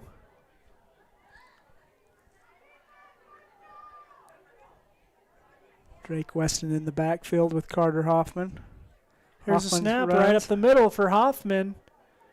And keeps his feet moving, gets the first down easily. And Monticello saying they have the ball.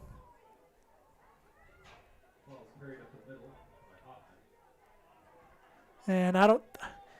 Yeah, that's going to be signaled Monticello ball. Wow. Hoffman had plenty of yardage for a first down and fumbled it, but the Buckaroos recovered it and will take over 1st and 10. Their own 25, 27-yard line.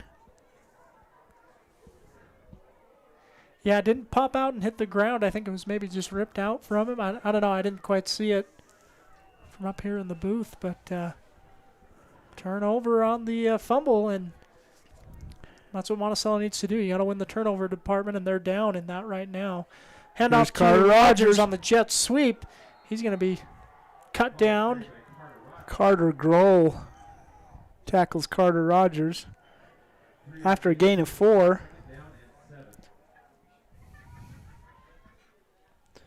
Ball at the 30-yard line.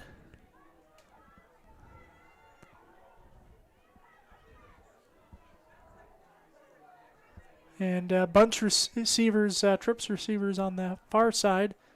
Here's Kais, gets the snap. Looking to pass. He'll deliver. Oh, across the middle. Rogers can't quite grab it. Incomplete. 3rd and 7. Coming up for Monticello.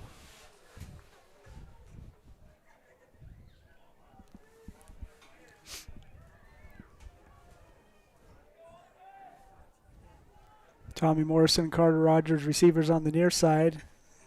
William Rogers on the far side, unless it's Jaden Camacho. Oh, and then the pass or the snap is high. Kais is going to step out of one bit of pursuit, but not the other, and he's going to be sacked for a loss. And 4th down, obvious punting situation. Monticello is going to bring out the punt team.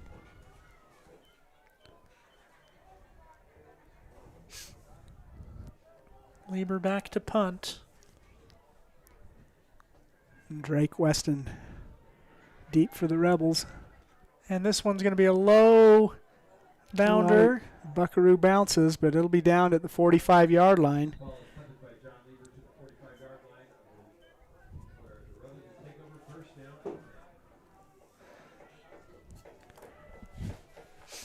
More than halfway through the 3rd quarter.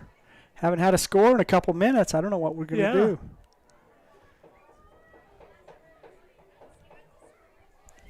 5:43 remaining in the 3rd quarter, and again, it's been high scoring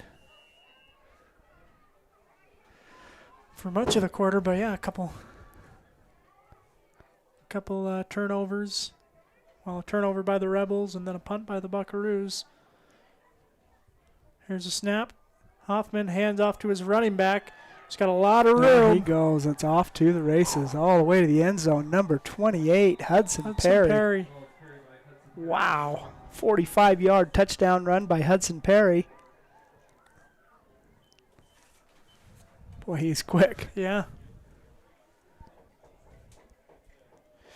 Yep. Perry, again, one of those sprinters for the Rebels. And in the winter, he's a wrestler, so like to see that. Like to see some good athletes on the mat. But Monticello hasn't been able to wrestle him to the ground once he gets out in space. He's real quick.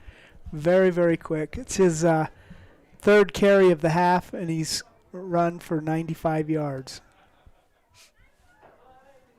No, 101 yards.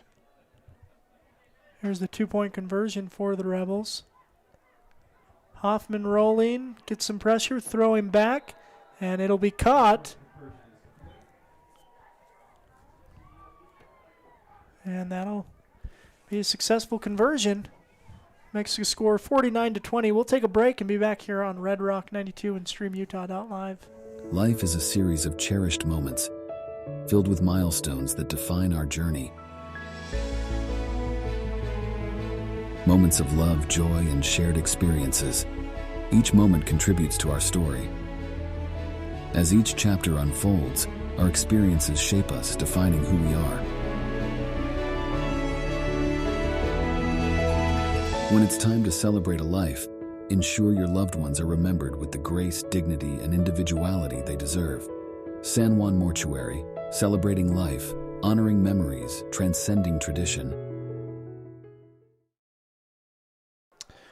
Welcome back to Friday Night Lights. Rich Rebels with a 49-20 lead over the Buckaroos. And Rich ready to kick away. This one short, and it's going to be returned by Monticello. About to the 39-yard line. It's going to be Jaden Camacho on the return. So Rich plays largely a schedule of out-of-state opponents, Idaho and Wyoming opponents. They play a lot of 11-man football. In fact, I think they'd primarily consider themselves an 11-man team. Last week they opened the season by dismantling the Gunnison Bulldogs. Pretty convincing 11-man game. Yeah, that was 2 weeks ago. And Was it 2 weeks They played Altamont last week. Oh, that's right. Similarly dismantled. Here's Tavin Black. Great run into the open field down to the 45-yard line. Not sure where he stepped out of bounds or saying if he was tackled there. Tavin with finally finds some space and brings the ball down to the 45-yard line. 15-yard run by Tavin gives the Buckaroos a first down. 1st and 10 at the 45. Of the Rebels. Here's a snap. Kais will pass. And that pass is high. And whoa, a late hit there. As Bean Rogers unable to pass one high. And he was drilled from behind. Yeah. 2nd down and 10 for the Buckaroos. 5 minutes remaining in the quarter.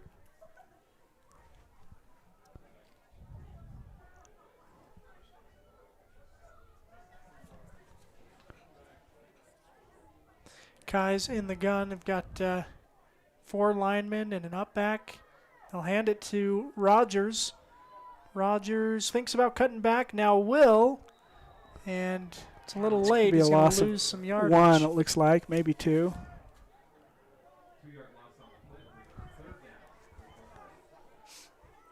So 3rd and 12 coming for Monticello.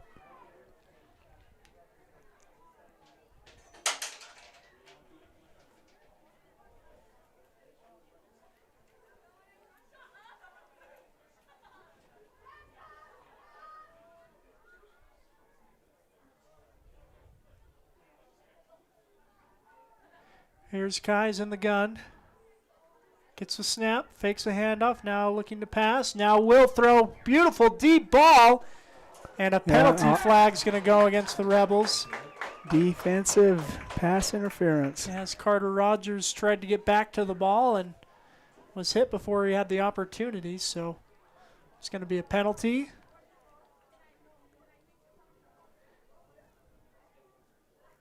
Against the Rebels, and Monticello should pick up a first down. They're going to wave it off? They're waving off the flag.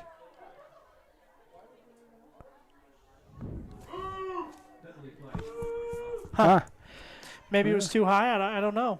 I don't know the reasoning, but well, the defensive back certainly hadn't turned his head to the quarterback, but the ball was a little bit underthrown, so the flow of the receiver was back toward the quarterback. I don't know. They waved it off. 4th and 12. Monticello will go for it, though. Here's a snap. Kais will load up and throw. Oh, and just a little bit out of the reach of Carter Rogers, and it will be a turnover on downs near midfield. Rebels will take over at their own 42-yard line.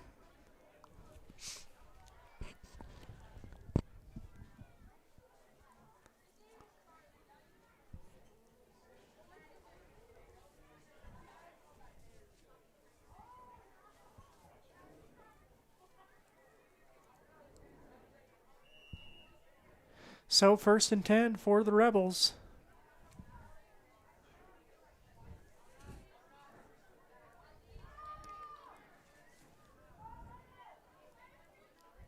Here's a snap and handoff. Hudson Perry, man, that man can find a little bit of daylight and gain a lot of yards, and he does that on 1st down. Picks up a 1st down, goes out of bounds. 19-yard run. Good for a 1st down. Really nice running there by Hudson Perry, sophomore. 1st and 10 at the 39-yard line.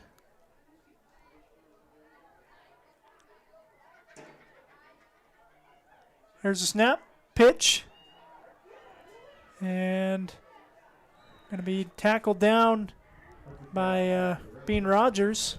John Lieber also on the pursuit. 14-yard gain. Hudson Perry racking up the touches. It's his 5th carry of the second half.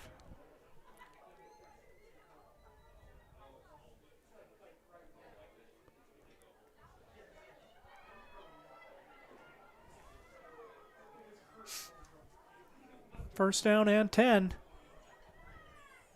Here's a snap. Now Hoffman. Hoffman keeps it. Yeah. Now he's tackled in the open field. Good hard tackle from Tavin Black. 13-yard carry, another 1st down. 3 runs from scrimmage, 3 1st downs. All the way down to about the 17-yard line, it looks like. That's a 14. Yeah. Here's a snap. Hoffman looking to pass. He'll load up for the end zone, and it will be caught. Caught. For really 6. Nice throw and catch. Is that Daniel Smith, number 16? Yep. Yes, it is. So that makes the count 55-20. And something that we were close to at the beginning of the 3rd quarter is now a reality in the 3rd quarter. It's a 35-point lead for the Rebels, so we'll have a running clock the rest of this game.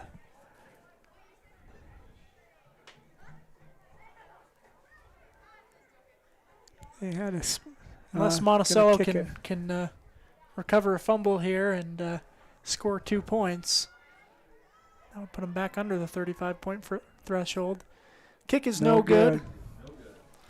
But again, the score 55-20, Rich over Monticello. We'll take a break and be back here on Red Rock 92 and StreamUtah.live. Super busy households need super fast internet, and Emory Telecom has just what you need with this special back-to-school offer. Right now, new customers get their first 4 months of Emory Telecom eFiber internet free. No term contracts, free installation, and equipment. Give us a call right now, 270-4021 in San Juan County, 259-8521 in Moab, or visit EmoryTelecom.com. Emory Telecom, Southeastern Utah's strongest, fastest internet connection.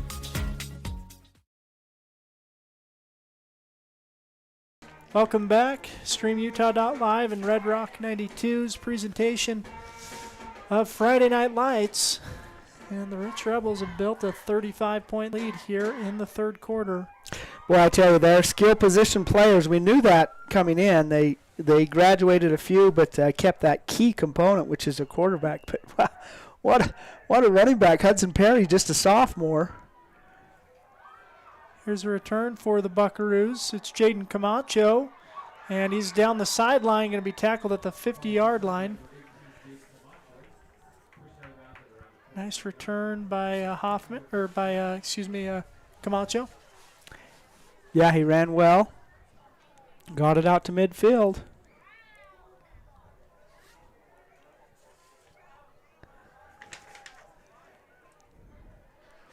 Well, it'll be interesting to see, too, if we do get that running. Oh, we do have the signal for the running clock from the official. Sometimes it's when it's 42-0, the officials definitely know it's coming, but 55-20 doesn't feel the same as Jackson Kynes finds Tavin Black, and Tavin Black finds some contact and runs over a couple of Rebels at the 45-yard line. Gain of 6 on first down.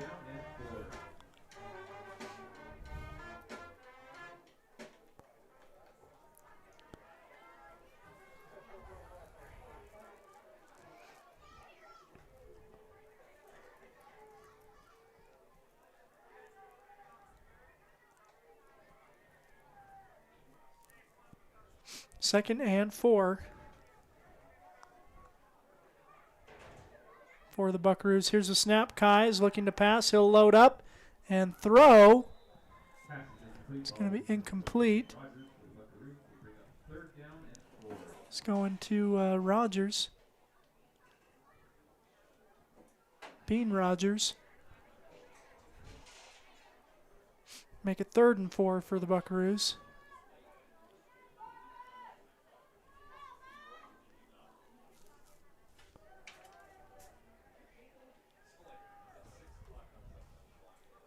There's a snap. Kai is looking to pass. He'll swing it out to Tavin. Cuts back upfield and first down. Keeps going. Wow. Gets down to the first. Gets a first down. So what was that? 6-7 yards? 7 yards. So first down for Monticello. 8 yards. Be good for a first down. First and 10 at the 37-yard line.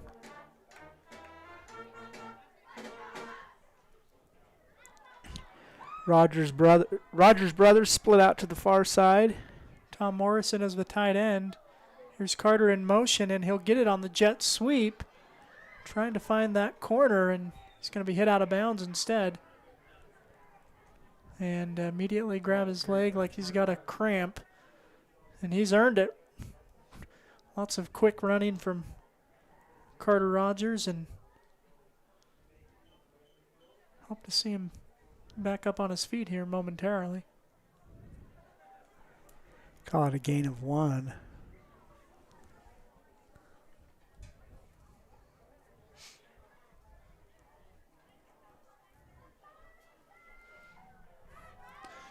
.15 seconds remaining in the quarter.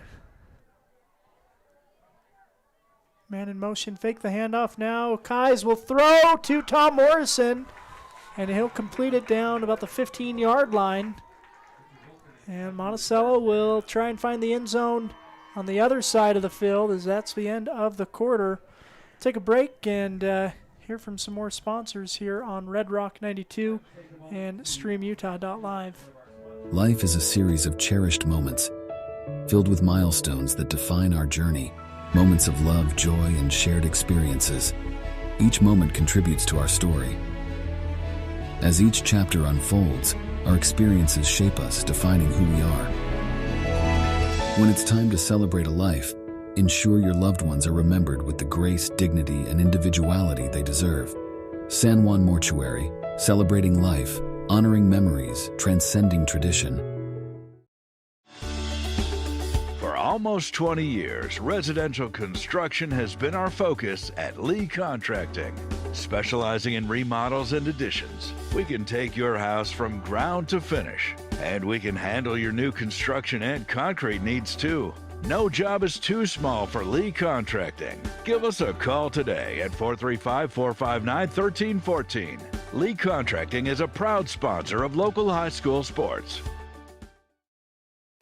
Desert Rivers Credit Union is proud to team up with the communities in our corner of the state. A nationwide network of ATMs and branches, full line of mortgage products, local decision making, low fees, and great rates for every credit score are just a few of the things we bring to the team. And to top it off, we are for people, not profit. Come by and meet our team at one of our 4 branch locations or visit desertrivercu.com. We love our communities and are proud to support our youth. Welcome back. Ready for the start of the fourth quarter. 1st and 10 for the Buckaroos. Here's a snap, Kais, and it's a screen pass developing, and it's going to fall incomplete. Make it 2nd and 10. And again, 12 minutes of real time. Yeah, the clock's going to run off pretty quick. Here with the running clock. 35-point lead for the Rebels over the Buckaroos. Arturo Gutierrez in the game after Carter Rogers getting a cramp. Now ball is thrown to Gutierrez. Gutierrez. Incomplete. Make it 3rd and 10.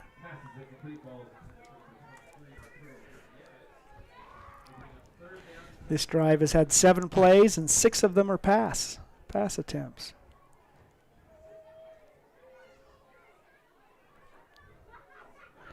Incomplete pass stops play in regular circumstances, but that clock continues to march.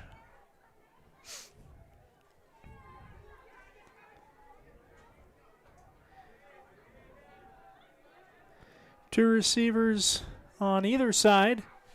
Kai's all alone in the gun. Here's a snap, and he'll throw. He'll come back route, and Gutierrez unable to pull the pass down. It's going to make it a 4th down for the Buckaroos.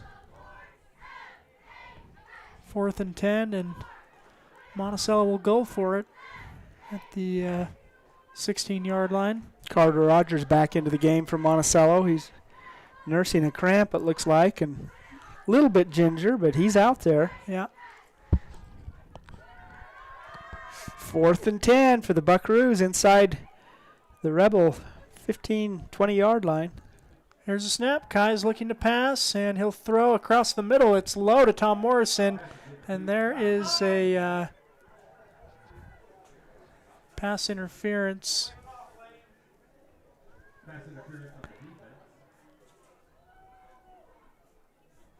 That'll be a 1st down, 1st and goal.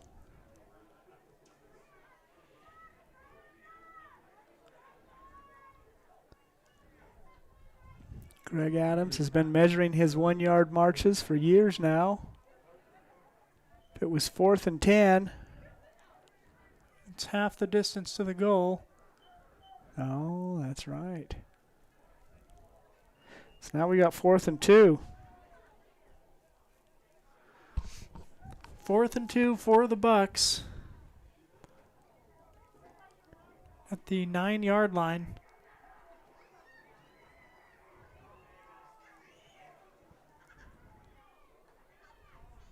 Oh no, excuse me. That's about the 9. Going to call timeout. Yeah, Monticello going to use a timeout here. 9:35. The clock is stopped here in the 4th quarter. Timeout for the Buckaroos. They're facing 4th and 2. They would really like to get a 1st down, if not a full touchdown, and the Rebels would really like to stop them. So we'll see what happens. We'll see what happens after this break here on Red Rock 92 and StreamUtah.live. Utah State University Blanding lets you have it all. You can earn a highly regarded degree to work in a rewarding career, all without leaving the four corners. Plus, we have some of the lowest tuition in the state and multiple scholarships to help you pay for your education. Explore programs in health professions, social work, nursing, criminal justice, and so much more. Join us for events and learn more about our resources at blanding.usu.edu. Welcome back. 4th down and 2 for the Buckaroos. Ball at the 9-yard line. Here's Kais in the gun, gets the snap, looking to pass. He'll throw. Oh, and it was open. Tavin Black couldn't quite pull it in.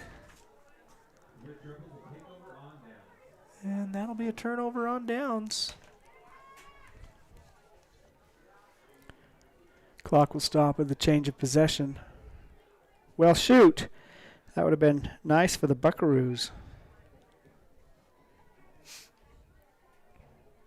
Monticello is going to fall to 1-1 on the year, but next week they'll play the Dolores Bears in a homecoming match.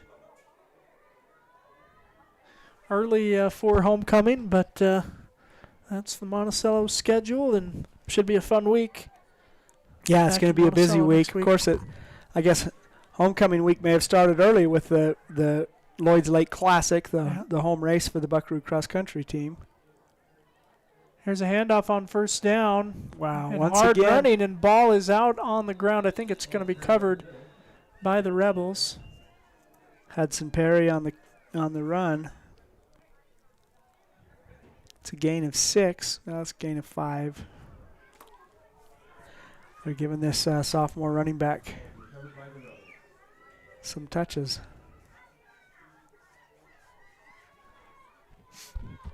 Nine minutes remaining in the game.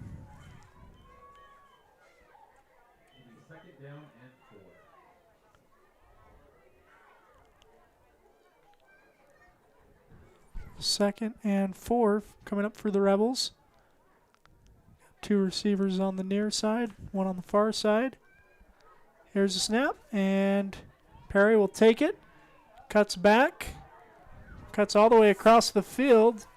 Trying to find some space, and good pursuit by Tom Morrison to push him out of bounds. That's Drake Weston on that carry. Oh, excuse me. Perry checked out, and someone just as fast almost, it seems. Yeah, checked in. Similar build, too. They're short and quick. All the way out to the 37-yard line. 23-yard carry, good for a 1st and 10.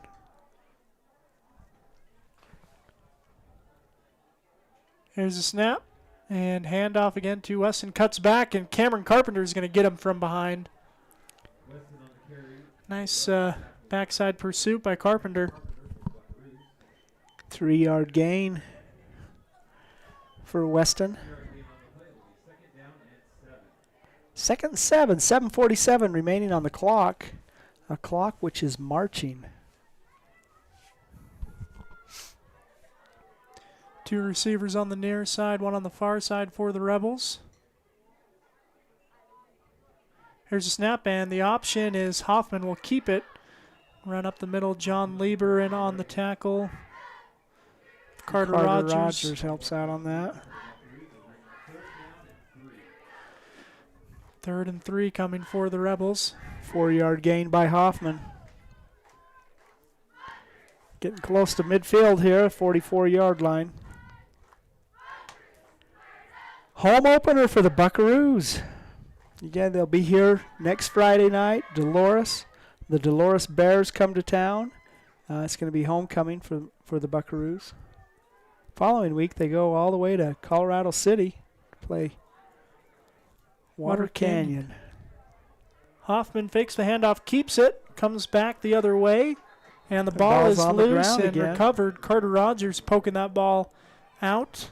Jerem Robinson on the pressure. John Lieber as well. 4th and 2. About the 46-yard line.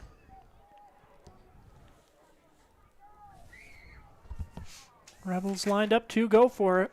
Cash Young into the game for the Buckaroos.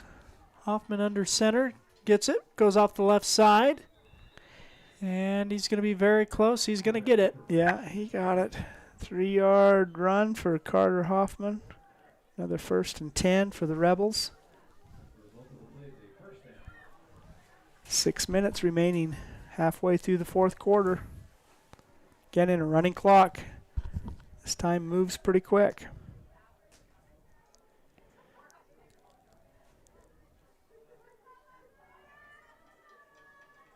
Here's a snap. Hoffman will keep off the left side, cuts it back, and brought down. Is that Jet Holmes? I think maybe we have a new quarterback. Oh, yeah. Seth Taylor doing a nice job bringing the pursuit, forcing them inside. These broadcasts are made possible through sponsorship including primary residential mortgage. They can structure the best deal for you with 30 years of experience and know-how. 2nd down and 5.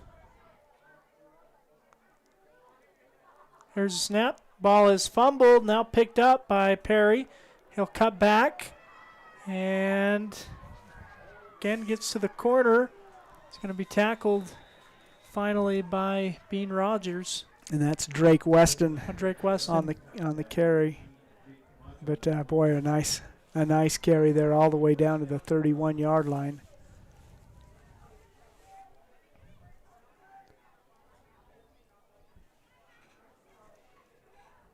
.23-yard carry for number 23. 1st and 10 for the Rebels. 4:30 remaining. Jet Holmes is junior quarterback into the game, giving Carter Hoffman a rest. Here's a pass out to Weston. He'll be tackled at about the original line of scrimmage. Seth Taylor on the tackle for the Buckaroos.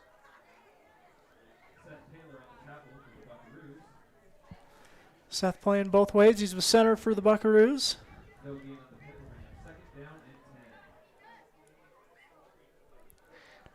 And that was one of those questions for Monticello is what's they graduated and moved a couple of their starters on the offensive line. Yeah. And I think, obviously this game didn't go exactly as you want, but I think that they held up all right this first game. Here's a pass to the end zone. Oh, he dropped it. Number 21 was the intended receiver, Braden Stokes, the freshman. Oh, man. He's going to be thinking about that one. He had it in his hands, and it just falls incomplete. 3rd and 10.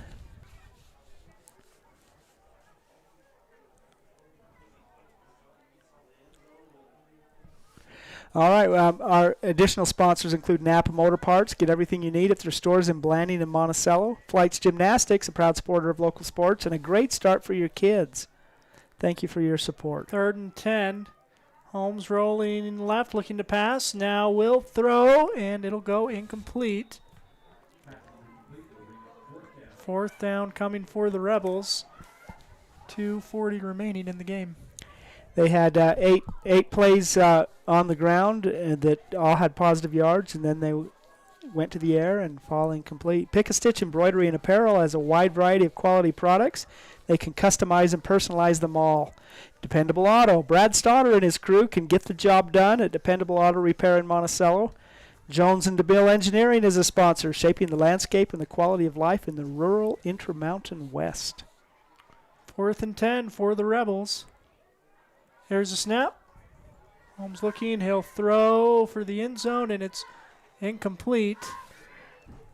4 and out. It's over on downs. Monticello will take over with 2:04 remaining. Yeah. 2-minute offense without any stopping without of the clock. Ability to stop the clock. Yeah.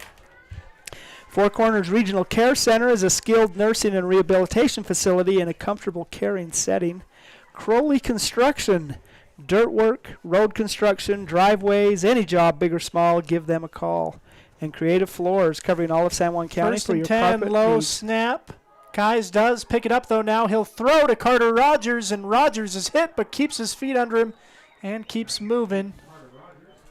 And he'll pick up about 5 yards on that play, a little swing pass. Boy, that was a big hit. Nice recovery. The ball was on the ground. Jackson picked it up. Nice throw, nice catch. Nice recovery from a hit. Yeah. 2nd and 5.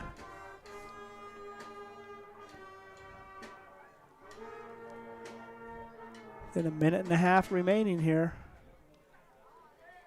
2 receivers on the near side, 1 on the far side for Kais. Here's a snap, and he'll look to pass. I'll have all sorts of times. Got Carter Rogers. Oh, just a little bit too high for Rogers. It's going to go incomplete. Going to bring up a 3rd down with just about 60 seconds remaining in this one. Yeah, an incomplete pass. Everyone generally, okay, you can catch your breath, get back to the huddle. The clock is stopped, but not in a running clock situation, so got to get back to the huddle after an incomplete pass. 3rd down and 5. Here's Kais in the gun, one rusher, and he'll throw, and it's going to fall incomplete. 4th down, 30 seconds remaining freshman in the game. Braden Stokes, who had the incomplete pass in the end zone, almost picked that one off too. Yeah. 20 seconds left. It's a 4th down. Monticello's going to get looks like they may one get more one play more off. play here. Yep. Okay, you draw this up in the huddle. 10. Say, all right. Here we go. Split receivers. Last play of the game. There's a snap. Kais will throw. It's going to be high and intercepted to end the game. Jet Holmes will intercept the ball at the 47-yard line. That's the final play. And it'll end in a 55-20 victory for the Rebels over the Buckaroos. And it was an entertaining rematch of the 8-player state championship game. Not what the Buckaroos wanted, not trending in the right direction from last year. No, I mean, Rich really looked good, I thought. They were efficient. Their skill players are excellent, quarterback and 2 running backs in particular. Big old strong line, and they set the tone and pulled away. Had big plays, too. So a good convincing win for the Rich Rebels, and a lot to learn from and a lot to move forward on for the Monticello Buckaroos. Again, they'll be here in Monticello a week from tonight for homecoming against the Dolores Bears, and we'll be here. Yep, should be a great game and the start of the great season for the Buckaroos. But again, work to do for the Bucks as they fall to 1-1 after losing to the Rich Rebels here on their home field. And again, it's August. We're excited to see what the season, how the season turns out for Monticello. We'll take a break, hear from some sponsors, might get some final stats from this one, and be back here on Red Rock 92 and streamutah.live. Looking to buy, sell, or refinance your home or property? Ask for the professionals at Anderson Oliver Title Insurance Agency. Anderson Oliver Title has provided title insurance and real estate closing services in San Juan and Grand counties for 25 years. Anderson Oliver Title isn't just another out-of-town company. It's the only locally owned and operated title company in southeastern Utah. The owners and employees at Anderson Oliver Title are excited to support our communities and are proud to support high school athletics and activities. No matter what you've got planned for the weekend, a home makeover, a landscaping project, a backyard barbecue, your neighbors at Red's Ace Hardware in Blanding have what you need. You'll find great buys on paint, tools, and yard and garden supplies, not to mention grills, patio furniture, and pool care essentials. We carry top brands like Clark & Kensington, Craftsman, Scotts & Weber, and our helpful associates can answer all your questions. For national brands and local expertise, you can always count on Red's Ace Hardware. Ace is the place with the helpful hardware, folks.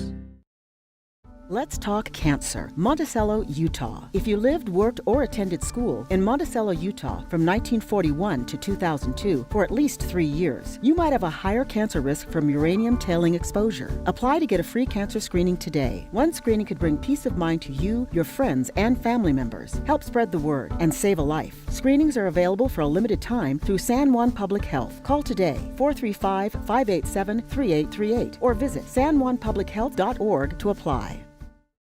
With a changing economy and advancing technology, it's time that marketing and selling of real estate in San Juan County catches up. Four Corners Homes and Property Management is changing the game. Every Four Corners Homes listing includes 3D mapping and virtual tours, professional photos, a digital and global 21st century footprint, and marketing exposure that makes it easy for buyers to find and identify what makes your listing unique. Marketing and exposure sells real estate, and if you want the best, you need Four Corners Homes on your team. Find us at fourcornershomes.net or call 801-404-0058. Building a state championship team requires a lot of hard work and dedication on the part of athletes, parents, and coaches. Although receiving a trophy is an amazing experience, even more important is the personal character and strength that students can develop and then use throughout their lives. It is important for our youth to be involved in whatever positive and healthy activities they can be, and it is important for parents and community members to support them. By providing opportunities for positive involvement, teaching skills required to be successful in that involvement, and by giving recognition to our youth when they use those skills, we are helping reduce the risk of youth substance abuse and suicide in our communities. Whether it is a state championship team, learning to play an instrument, excelling academically, or simply learning to work hard and believe in themselves, the benefits gained from those efforts are great examples of increased protection against unhealthy behaviors. We need to work together as parents, teachers, families, and community partners to make this happen. Let's do this!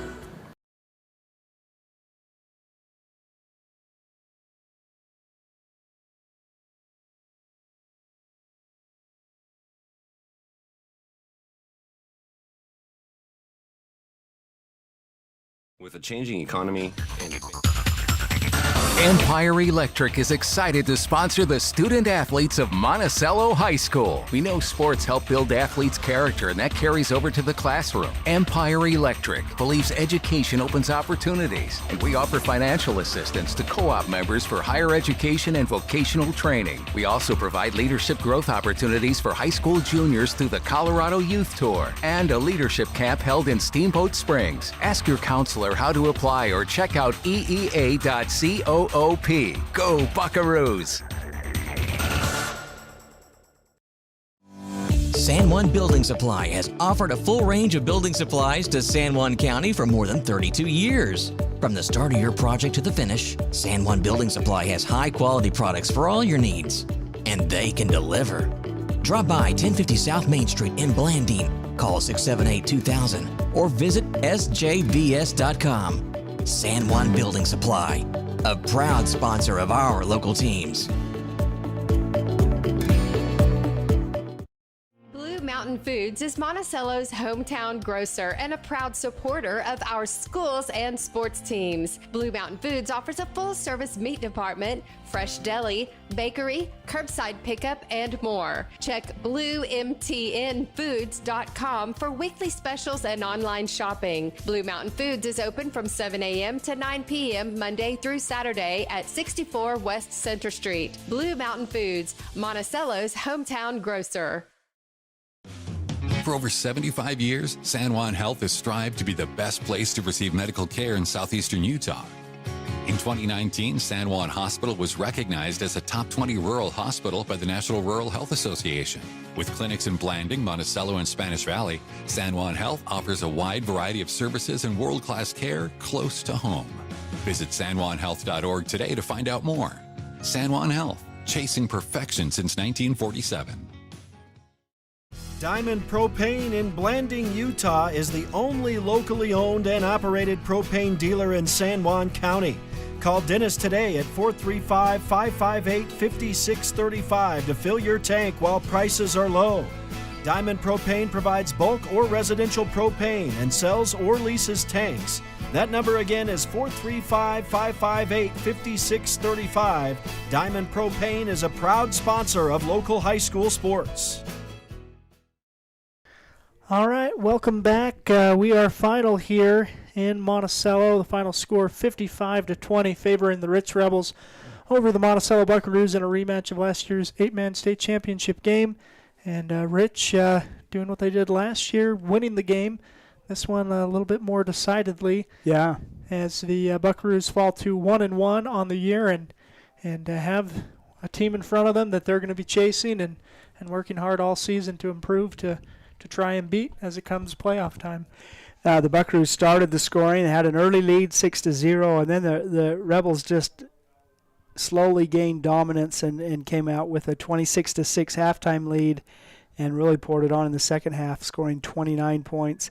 Buckaroos had 2 scores in the second half and some good things to see, but overall a pretty convincing win for the Rich Rebels and sets them up for another state championship run.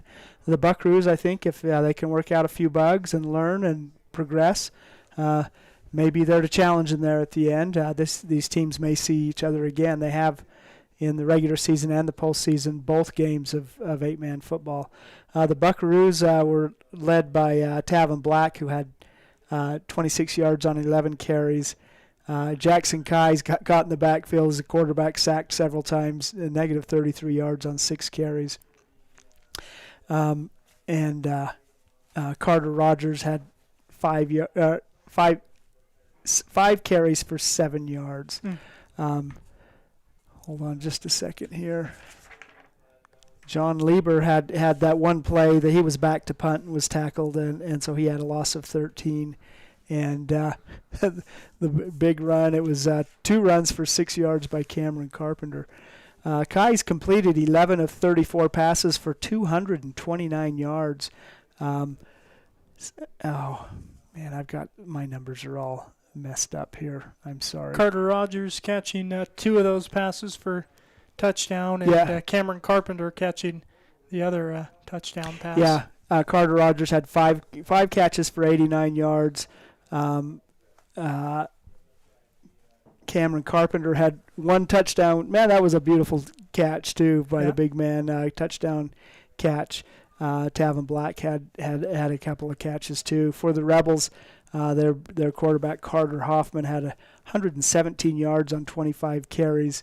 Hudson Perry had a huge second half, 7 carries, 165 yards, and their other runner Drake Weston had 7 carries for 87 yards. Hoffman completed 4 of 9 passes for 54. Number 16, Daniel Smith, had a touchdown reception. But, a pretty dominating win for the Rebels. There's some things to work on for the Buckaroos. As telling as non-telling as last week's big win would have been, it's non-telling this loss can be. They're against a defending state championship team who's defeated the Buckaroos now in 4 of the last 5 meetings. But they can work out some bugs. There's some good players out there, and I think they'll come on strong. Yep. Yeah, and again, it's early in the season, and they're going to learn a lot about each other, about this team. And we saw some really good things out there tonight. But again, Monticello is going to look to improve as they have an opportunity next week. It's homecoming as they host the Dolores Bears.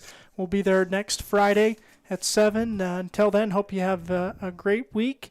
And have a great week and a great weekend. Thanks for joining us. We'll thank our sponsors one final time and say goodnight as Monticello falls to the Rich Rebels 55-20.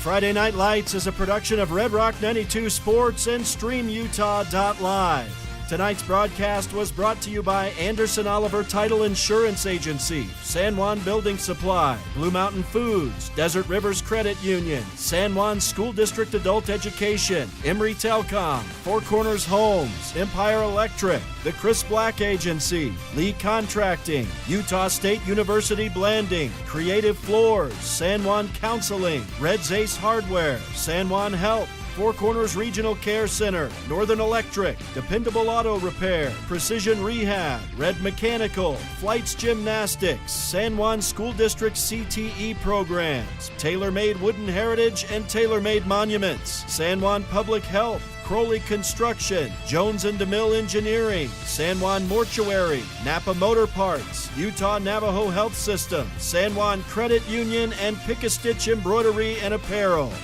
We're the home of live high school sports coverage in southeastern Utah, Classic Hits Radio, Red Rock 92, and StreamUtah.live.